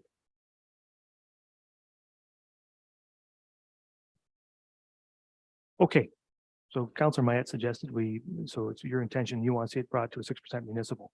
Of course, okay. So Councillor Mayette suggesting we apply tax stabilization to bring the municipal tax levy to 6%, which would bring the blended to just slightly below 6%. Comments to that? Mr. Mayor, when I first spoke, I was yet against doubling the contribution to tax stabilization. I was very much against doubling tax stabilization from 357 or whatever it was, and I can get my head around what Councilman Mayette is suggesting. I think it's fair. I reluctantly would support it, but I think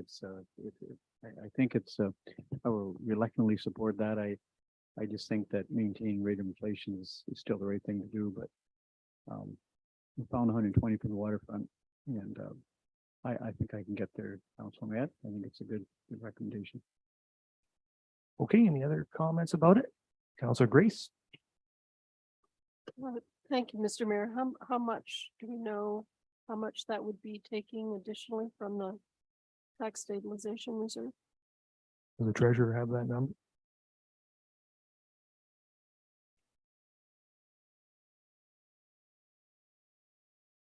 Working on it. I don't know how I couldn't do math under pressure like that. The guy's a real pro. Don't speak too soon. Said, don't speak too soon.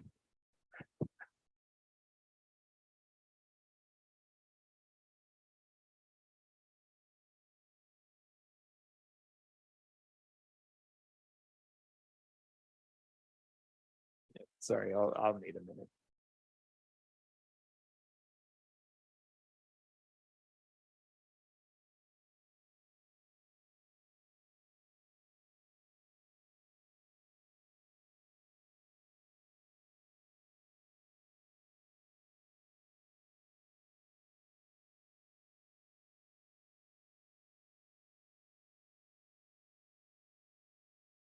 So we'd be looking at roughly 90,000 additional. Yeah, so that takes your annual, so that gets built into the budget, right? So next year, you're looking at about $450,000 now built into the budget from tax stabilization, the tax stabilization reserve. So we're building up, we're increasing that number rather than rather than reducing it over time. I think there's a balance there to be struck and council needs to strike it, but I think it's just important to lay that out so everybody's aware that that's going to be the case. Are there any other comments? I don't see any, so all in favor of doing that? Opposed?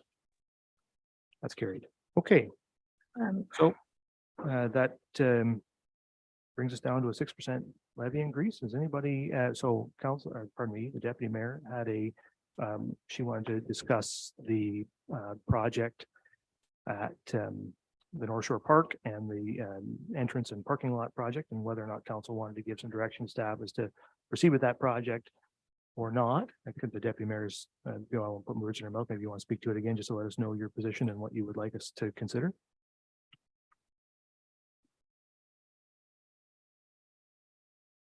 I just think that it's something that can wait. It's $500,000 and it is funded via taxpayers.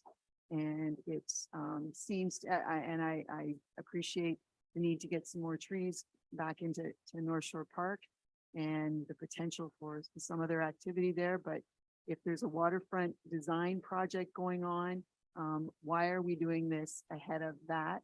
And also, in my opinion, at the expense of some other municipal roads that perhaps have been on the list equally as long or longer than this parking lot has been on the parks budget radar. Thank you. CAO. Thank you for the question. And through you, Mr. Mayor, what I would recommend is that at this point in time, we would remove it from the 2023 business plan. And when staff come forward with the detailed plans for the North Shore Park, which we're calling a reimagining of North Shore Park, council can consider the funding options at that point in time. Councillor Halpin.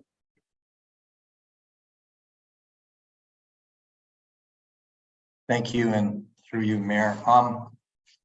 Actually, that kind of takes my question away because that is a pretty good suggestion from the CAO.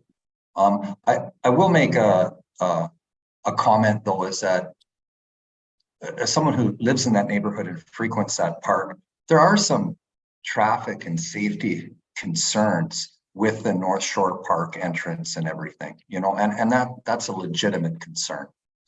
Thank you. So the funding of that project, what's the funding source of that project again? And we may have already been mentioned and I've forgotten. Through you, Mr. Mayor, it is funded future capital projects reserve. Okay, yeah, so yeah, that funding is still capital funding. It would still remain available for council to spend on capital projects, this one or another one. I'll just speak on my own view. I'd like to see it stay in. I think council is going to be considering this project in the not too distant future, and we're going to need a funding source. And I suspect we're going to want to proceed with work in the park. And part of whatever we do, you know, I know that there's some consternation or concern about whether we put a train there or other things. But whatever it is, if you put a train or you don't, you're still going to want to make improvements to the park, right? You're still going to want to plant trees. You're still going to want to do other things. We have an opportunity there. It's a tragedy what happened to the trees there, but it's created an opportunity to reimagine the park, do different things, put playground in different places or whatever. And we've identified the traffic as an issue for a long time. Plus the harbor parking lot is an issue and has been an issue for a long time and been identified by voters to me many times over the years.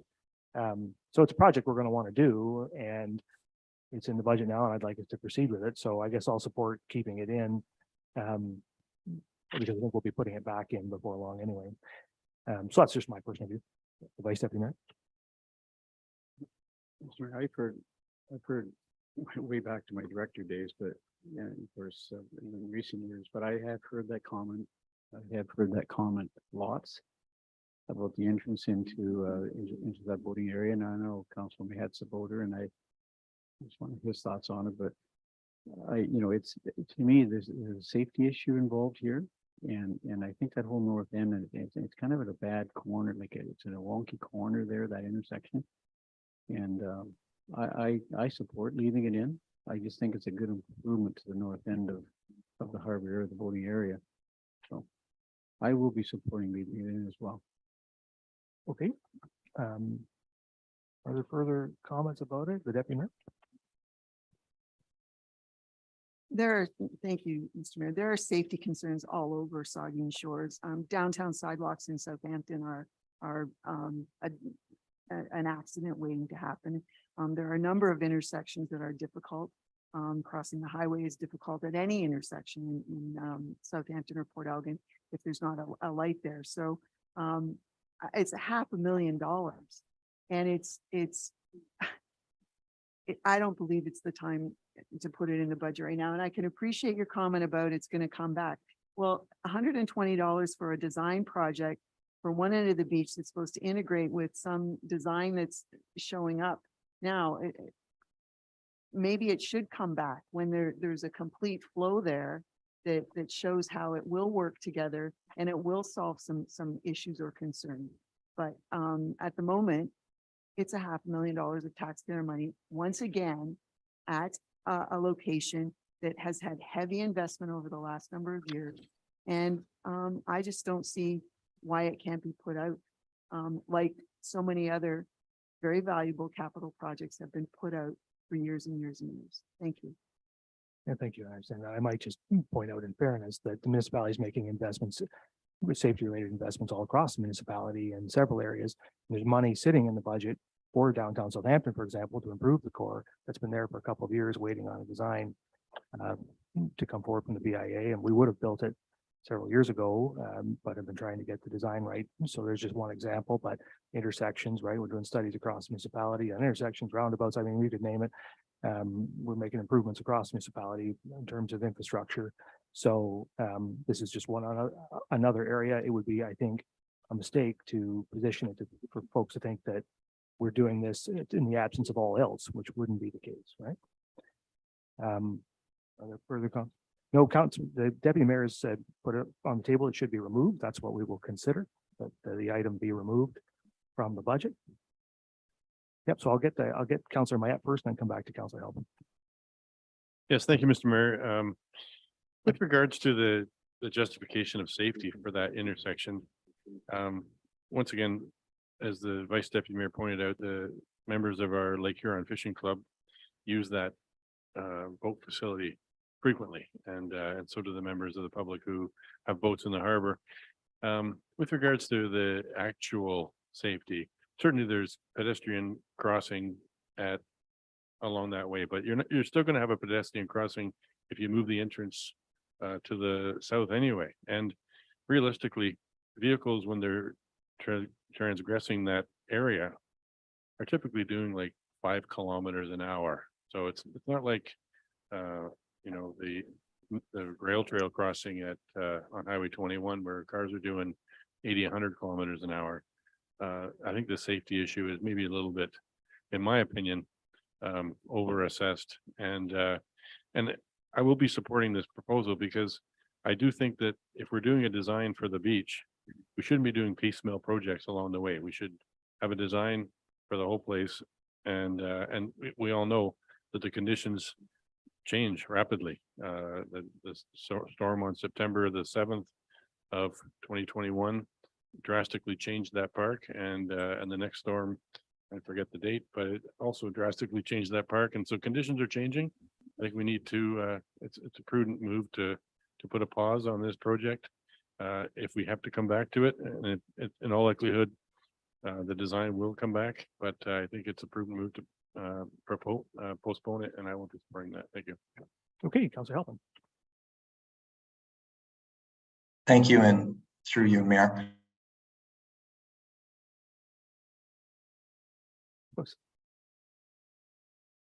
Oh dear. We'll give Council a second, Councillor Halpin a second to come on frozen, and maybe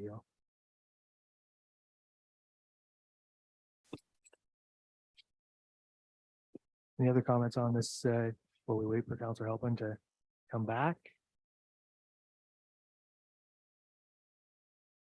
I hate to move on with this because I know Councillor Halpin will be eager to vote on it, so I don't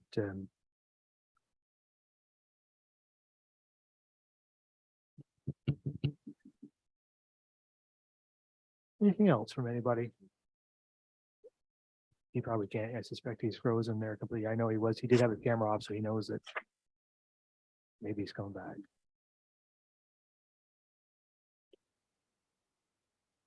We'll just pause a moment. Hopefully we can get Counselor Helping back in here. We're just about done. We'll consider this item. Are there, just while we wait, are there any other items anybody's going to want to consider, or when we complete this one, will we be ready to finish off here?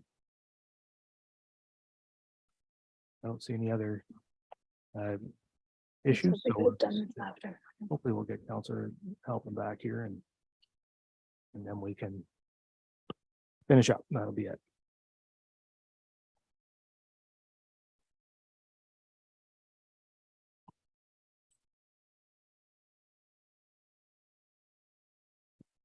All right, well, I guess we'll have to move on, and depending on how this turns out, I guess it can always be revisited at the next council meeting if it's close and somebody wants to revisit it. All right, are there any other comments on this before we vote on it? Otherwise, Sorry, could you again, the director, that cost, can you again provide the breakdown there, is it 100% of the cost to the reallocation of configuring of the entrance? Is there any other cost built into that 500? Any other improvements just strictly for that entrance? Yeah, thank you for the question, and through you, Mr. Mayor. So the 550 included in the budget request includes the construction, the relocation of the harbor, some improvements to the existing parking lot, but it also includes the design and engineering piece So of it there's as well. Several things included in it.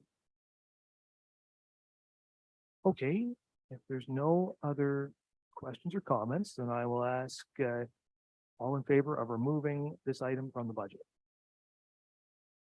1, 2, 3, and all opposed. 2, 3. So that's the motion to remove it is defeated. Okay. Councillor Grace. Thank you, Mr. Mayor. And I know you mentioned this already, but I think it would be fair if we put something in the record to indicate that we should give Councillor Halpin an opportunity to vote on this at some point. What we'll do is when it comes back in 2 weeks, I or one of the members who voted against this motion will make a motion to reconsider. And we can then at that point to reconsider it at that meeting. So we'll put the item back on the agenda let's put the item back on the agenda for reconsideration at our February meeting or no, January meeting, whatever. No. It's the end of February, the 27th of February. I've been at this too long. The end of, this year, the end of February, our February 27th meeting, this will be back on the agenda and we'll reconsider it at that time. I appreciate that. I think it's your right to raise, Councilor Grace, that it's not exactly fair since Councilor Helpin cut out there. So, all right, that brings us to the end then. If there's nothing further, I just want to say once again, thank you very much to staff. Thank you to all members of council. It's been a good day and a half. This matter is going to come back to us on the 27th of February for consideration, and then we will pass the budget on the 13th of March will be the date for final passage. I think everyone's done great work here to try to get us to a reasonable place. And so thank you all for all of your work. And with that, I will look for a motion to adjourn.